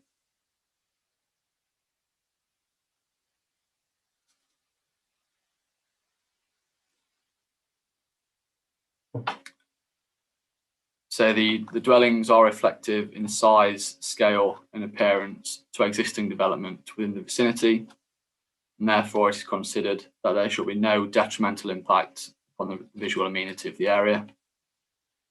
One objection is being received relating to the impact upon residential amenity and the highway network. The report discusses the relationship between neighbouring properties. However, it is considered that there shall be no significant detrimental impact upon the residential amenity of existing occupiers. Each dwelling has acceptable levels of off-street parking and private outdoor amenity space. Therefore, it is recommended this application is granted planning permission, subject to the conditions as detailed within the report. Thank you, Chair. Thank you very much again, Alex. So move on to the debate. Does anybody wish to speak on this one? I don't see any hands. I'm not missing anybody, am I? Oh. Okay, so does anybody now wish to move the officer's recommendations as printed? Councillor Zadrozny. I'm happy to, again, Chair. I did have to smile when Alex said that each property gets a private residential amenity space. I thought it's the most lovely way of saying a garden. But we are providing, nice, again, family homes in an area that desperately needs them. So I think we should support that. Thank you, Chair. Thank you. Do we have a seconder, please, on this one? Councillor Mitchell, please. Yep, I'm happy to second that and move to vote, Chair. Thank you. Thank you, Councillor Mitchell. So can we have a clear show of hands, please, to go with officers' recommendations? Councillor Madigan, Councillor Madden, Councillor Hankin, Councillor Smallridge, Councillor Rostance, Councillor Williamson, Councillor Mitchell, Councillor Zadrozny, Councillor Deakin, Councillor Smith. Everybody? I believe so. Thank you very much. That's been carried. Thank you. Moving on to application number 6, which is pages 91 to 122. Application number V2020-0306, which is Lidl GB Limited, care of WSP, demolition of existing building and creation of food store A1 access, landscaping and associated infrastructure, Hucknall Town Football Club, Hucknall Road in Hucknall. I'll now pass you over to the planning officer to present this application. Is that you, Christine? It is. Thank you, Chair. Thank you. Yeah. And thank you for that introduction again, Chair. It does make it slightly easier for us. The first thing I have to report on this particular item is a late item. And a couple of report corrections. It is a long report, so do forgive us. We've made a couple of little typos and corrections. The total number of comments we actually received for the application was 80, with 69 in support and 11 objecting to the proposals. Also, in the second sentence of the final paragraph in the retail impact section of the committee report, it should state that it would not cross the significant adverse threshold. Okay, so apologies for that confusion. And we've also had a petition and briefing note. We've received a petition by Hucknall Town Football Club Secretary with 254 signatures in support of the application. As well as that, we have received a briefing note submitted on behalf of the applicant, setting out information about the proposals, the feedback received, highways matters, and outlining the benefits of the development. This notes that one of the benefits of the scheme is enabling the relocation of the football club. However, just for clarity, the report is clear that these facilities are required as part of the extant outline permission for the development at the site, and as such would be required in any event. We've also received an objection from Tesco, objected to the development on the following grounds: that there is an inadequate assessment of the trading impacts on Hucknall Town Centre, and that without a robust assessment, permission should not be granted; that information that is available appears fundamentally flawed in material respects; also that there are 2 sequentially preferential sites within Hucknall Town Centre which have not been robustly reviewed. Also, in assessing the overall planning balance, officers place very significant weight on a limited number of unjustifiable benefits. They cannot reasonably outweigh the accepted breach of development plan and other policies that seek to prevent harm to the town centre. The next comment relates to the financial contribution to be made by Lidl towards town centre public realm improvements. Their view is that it breaches relevant legal provisions, since officers do not find that without it, permission should be refused. Also, that without an appropriate condition restricting the amount of space within the proposed store that can be used for the sale of convenience and comparison goods, retailing permission should be refused. And also stating that the football club should be party to the Section 106 agreement.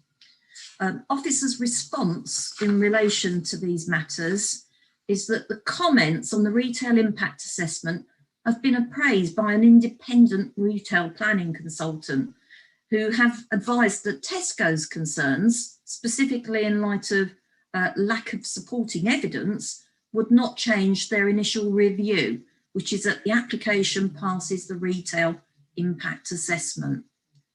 In terms of the sequential test, 2 sites are Sandycliff Fort, is the first one.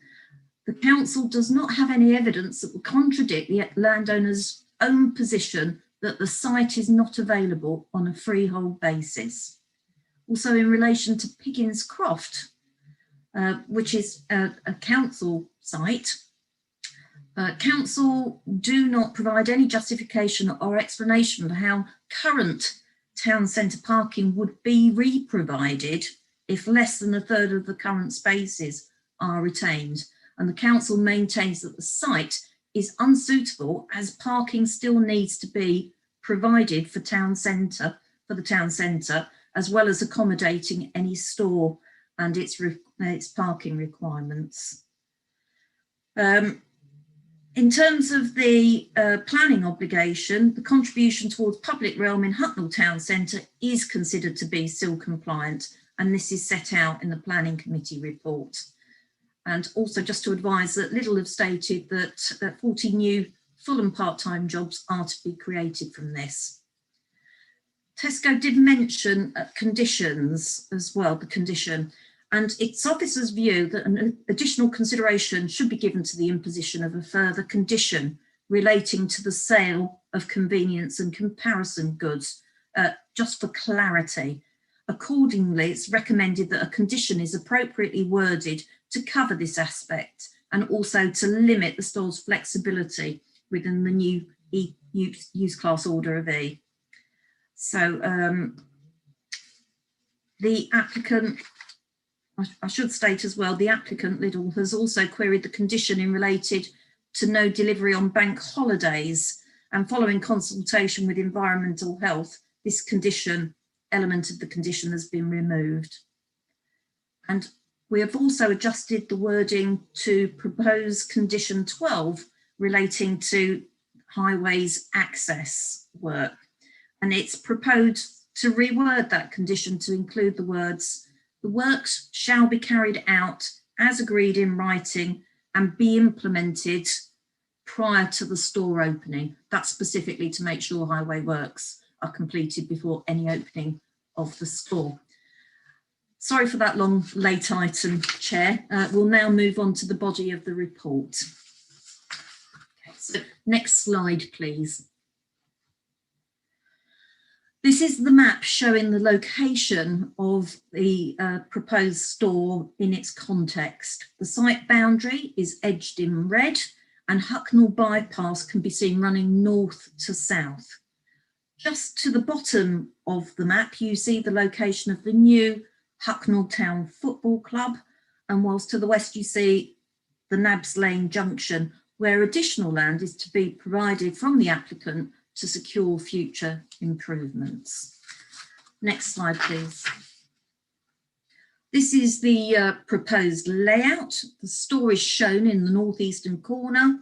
A new pedestrian access is formed as well as can be seen here, close to the front of the site as well. Landscaping is found along the site's frontage with trees also through the car parking area.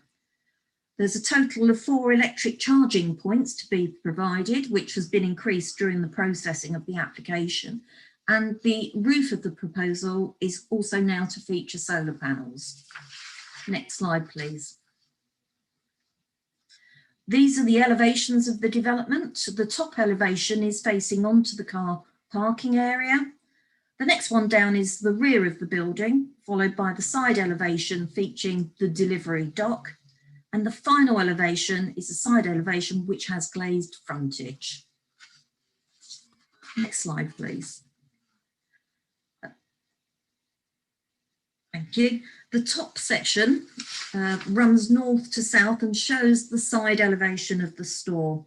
Hucknall Road is at the edge, and note that the existing ground level is being dropped to be consistent with the highway. The bottom section runs through the middle of the site, and you can see the delivery bay on the end. We can move to the floor plan, please. And this is a floor plan showing the internal layout of the building and some of the parking. Next slide.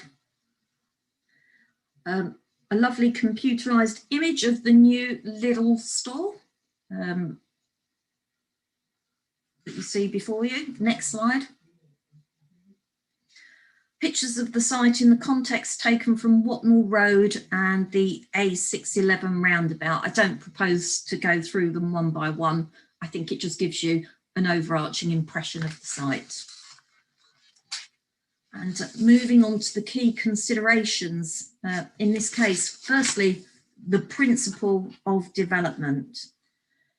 So the application site is allocated for both employment and open space uses in the local plan.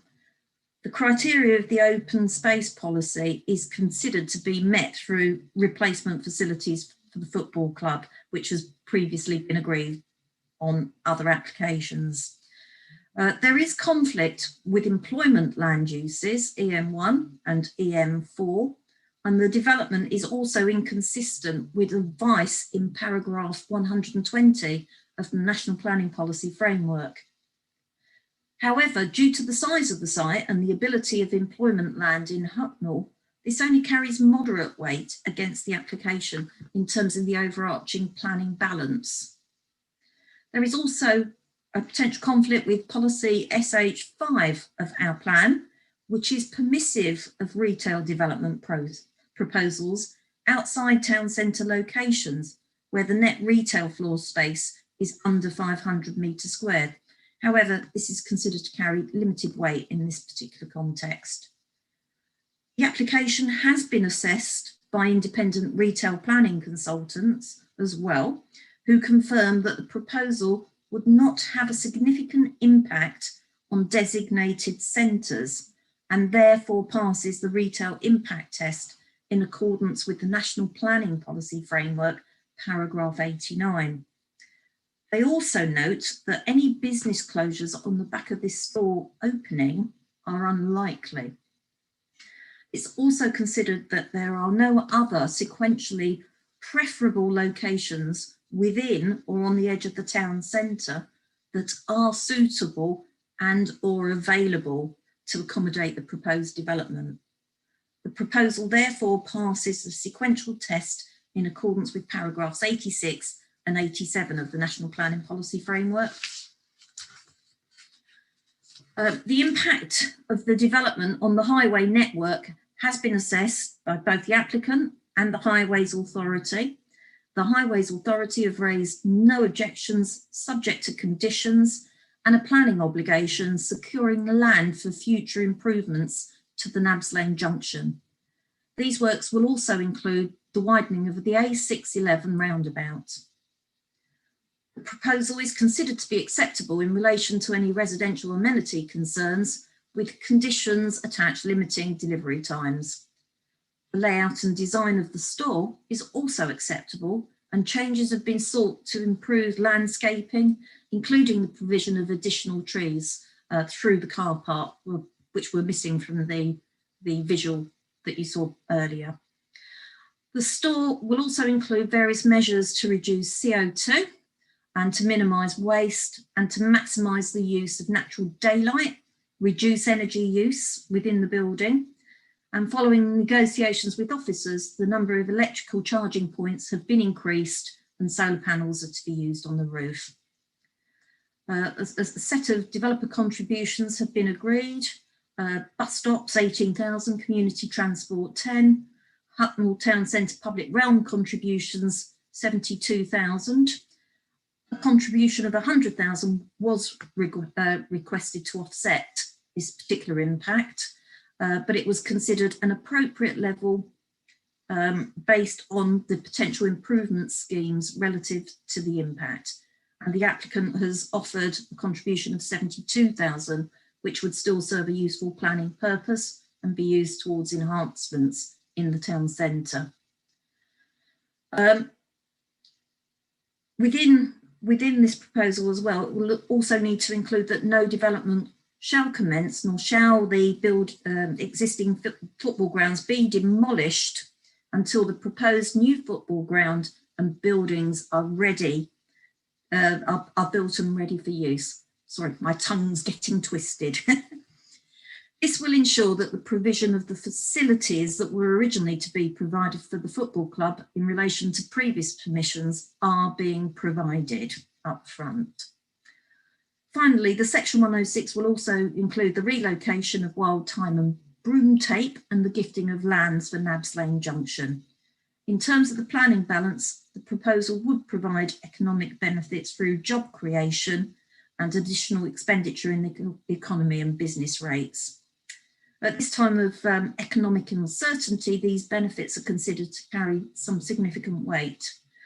There would also be social benefits from the job creation, and the applicant has submitted a health impact assessment stating that there are likely to be a positive impact on health outcomes.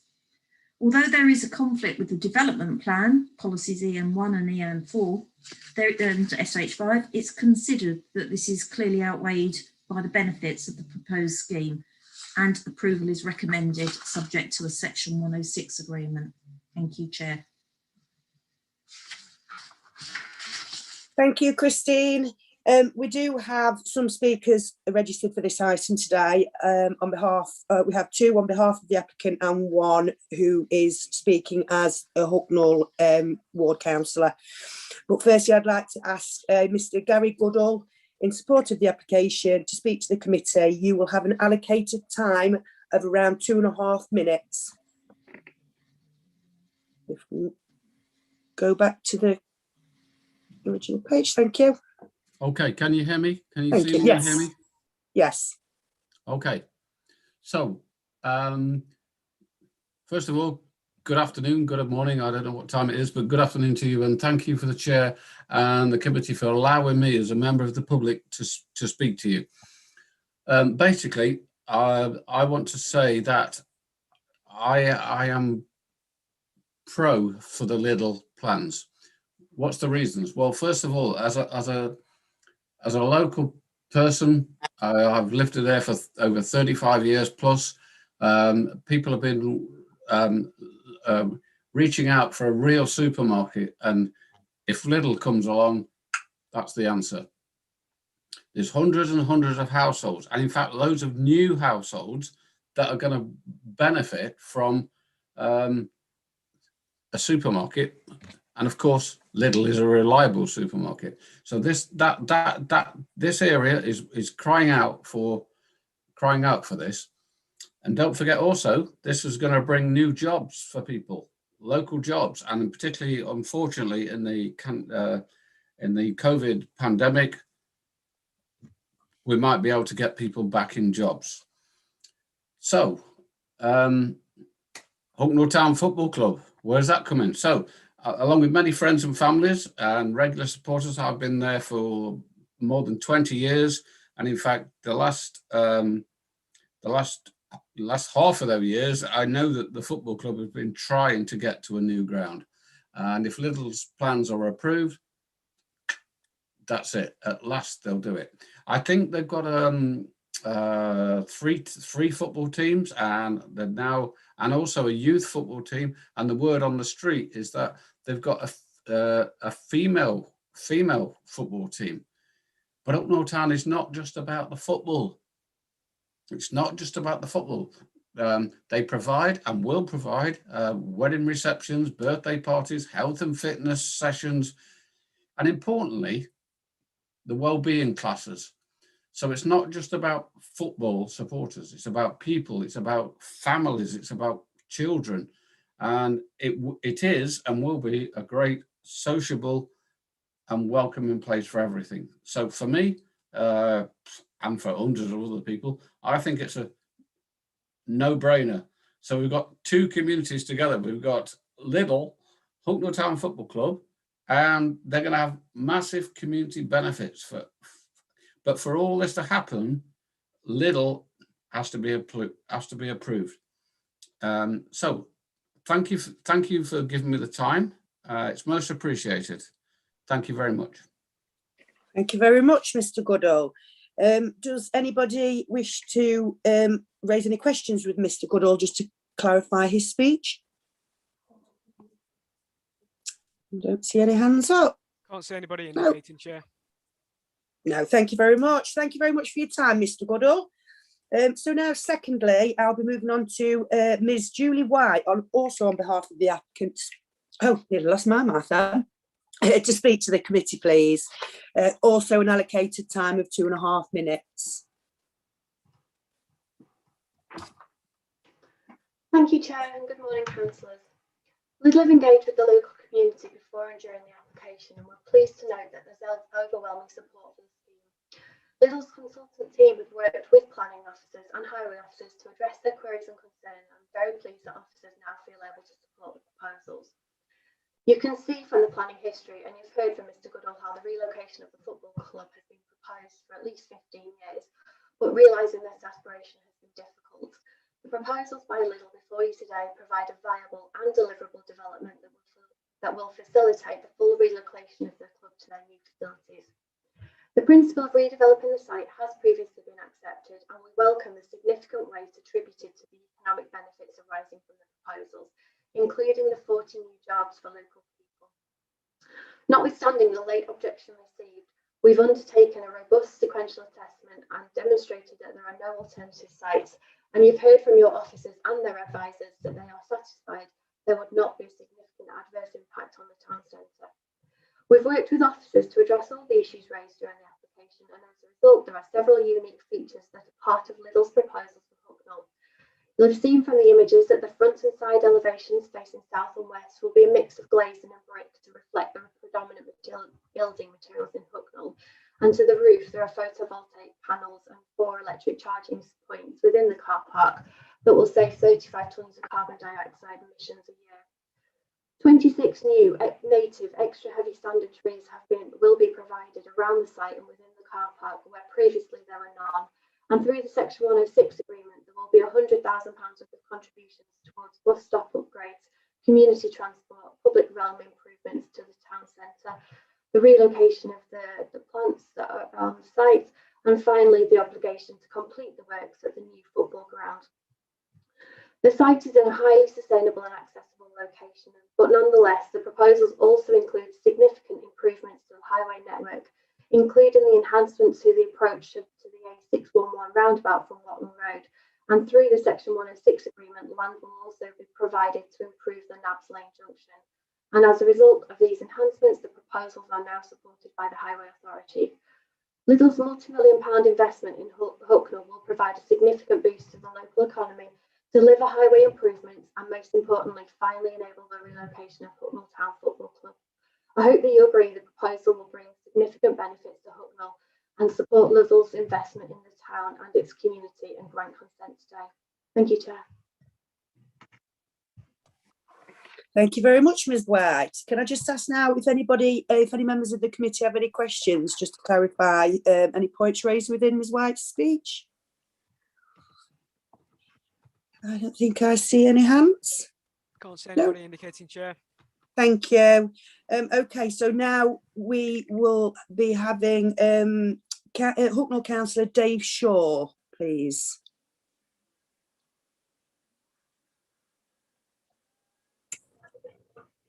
Can you hear me?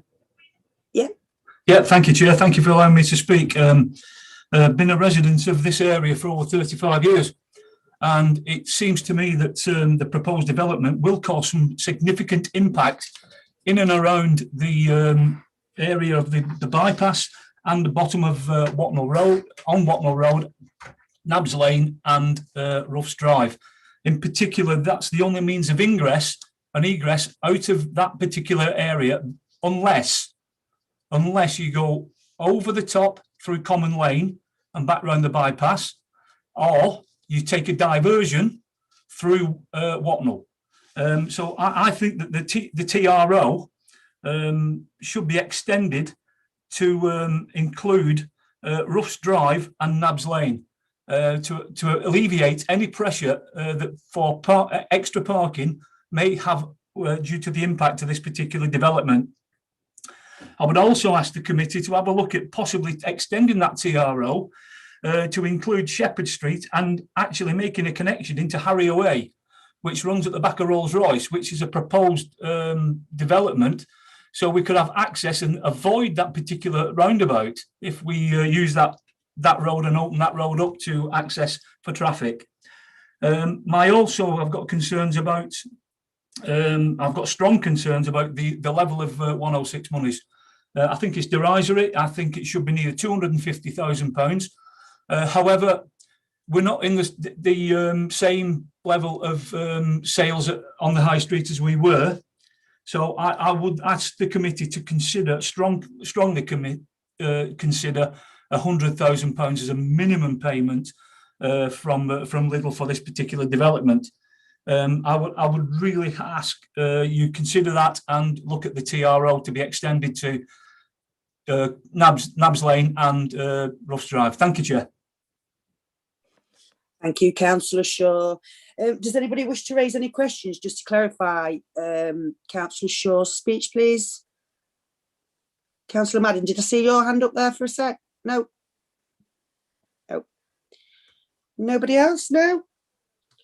Okay, so does anybody else wish to speak on this one? Councillor Drosny? Yeah, thought so. Don't say it like that, like I always speak. I've just got some questions, Chair, for the officers, given what was just said. So Councillor Shaw was talking about an increase of the TRO. I think the increase of the Section 106 is a no-brainer, actually. I think £100,000 is absolutely the sort of level of 106 that you'd expect when you're talking about a major development coming in and what that should be benefiting in terms of parks and open spaces and everything else for the residents. But the TRO, I think, is probably an interesting point. I'm not sure what's in the report now in terms of traffic regulation order, and I'm not sure I saw one at all. But I think my question is that can we add an additional condition that would require the applicant to pay for a traffic regulation order? I think we all know that the legal work costs the same whether you do 2 inches or 2 miles of traffic regulation order, so the cost's not prohibitive and the paint is, you know, a couple £100, but it's so the cost's not a lot of money. But I think if we're doing the legal work around junction protection, I appreciate actually that we've managed to negotiate an extra lane of traffic there onto the bypass to alleviate that. But Councillor Shaw's right, up to the bottom of Nabs Lane, that junction, and Roughs Drive where the Sainsbury's junction is, that it's a very bad pinch point of traffic. So if there's anything we can do with a traffic regulation order that extends that 100 yards or 200 yards, and I don't want to get into detail of it now, obviously, but we can do that by negotiation afterwards so that we can mitigate that, well, I think we should add that on as a condition. I seem to recall an application in Huthwaite some months ago where we added a traffic regulation order condition and we asked for up to £10,000, knowing it wouldn't be that much, but we left some wriggle room. My understanding is the legal work's 2,000 or 3,000 and then paintwork might be 1 or 2. So we gave ourselves some wriggle room in case it was slightly more. But I do think if officers think that is feasible, we added that condition in to say that subject to delegated work with the officer and the chair of the committee, that a traffic regulation order is put in place there after work's commenced. Obviously, we're not talking about insurmountable amounts of money, and clearly the residents of Hucknall West have, in much larger numbers, said they want this application. So I think we should listen to them, but we should also try not to cause any additional harm or traffic pressures. So assuming that's reasonable, and I think it is, even if Christine says it's not. What I think is, what's the technical way of sorting that out, Chair? That's my question. Well, I think it's only fair we come straight back to Christine on this one then. Thank you, Chair. I think the nature of the business is that you will, if you're shopping at Lidl, you would want to be in the car park and as close to the doors as possible, because you're talking about your shopping or your weekly shop.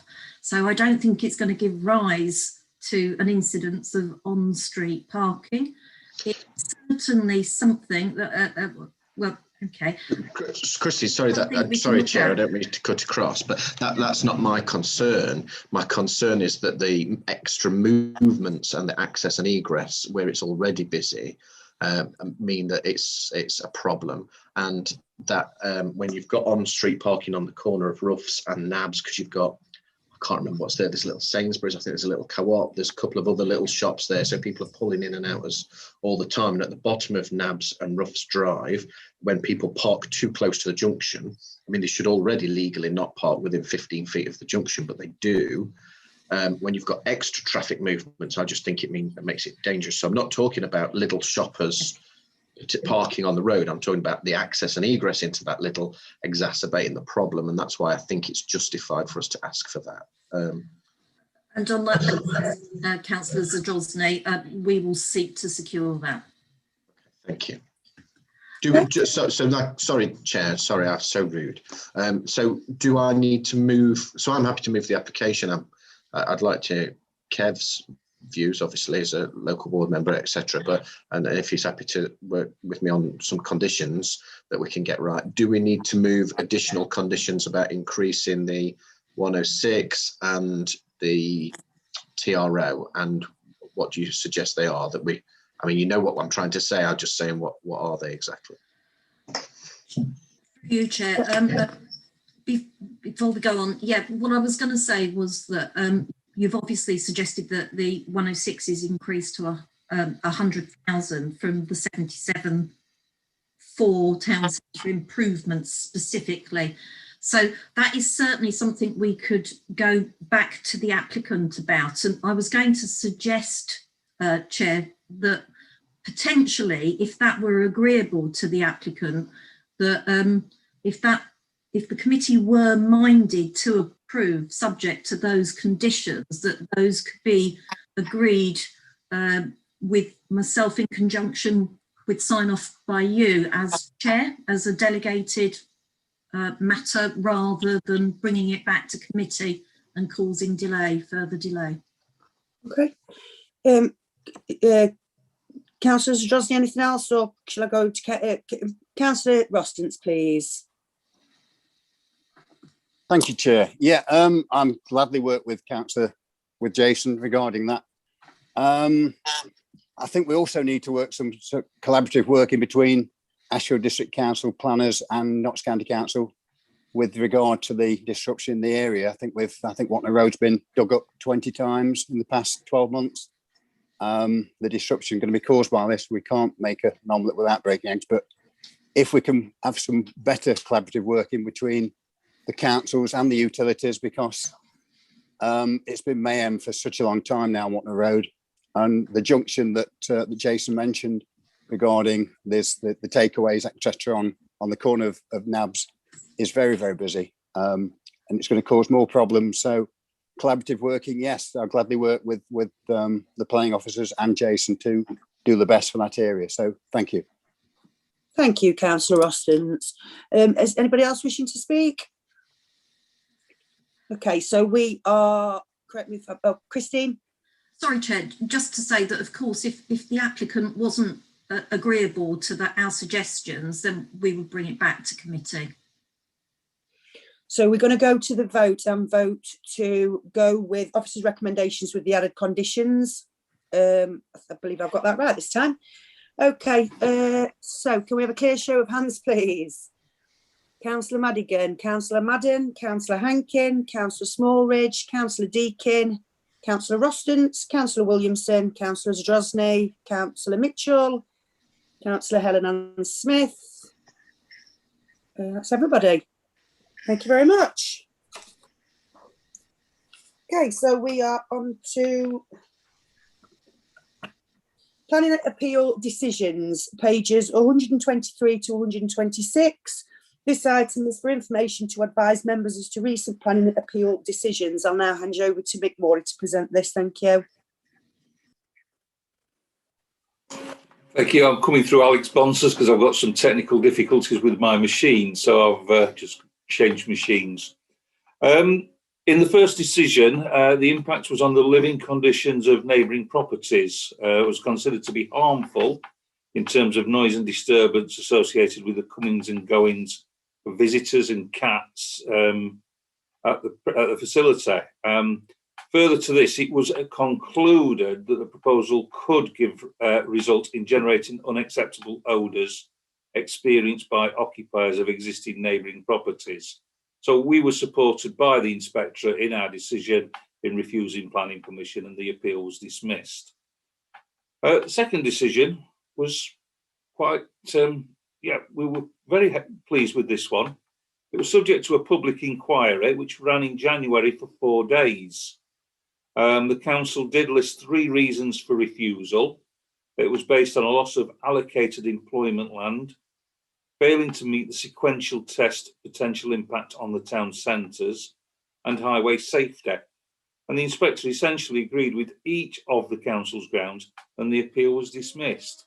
So 2 very good appeal decisions that's come through in the last month or so. Thank you, Chair. Thank you, Mick, for that. And well, that brings us to the end of today's agenda. I'd just like to thank everybody for their attendance, officers, members, and of course, interested viewers on YouTube. I'll officially call this meeting to a close. Please, everybody, please continue to stay safe. Thank you.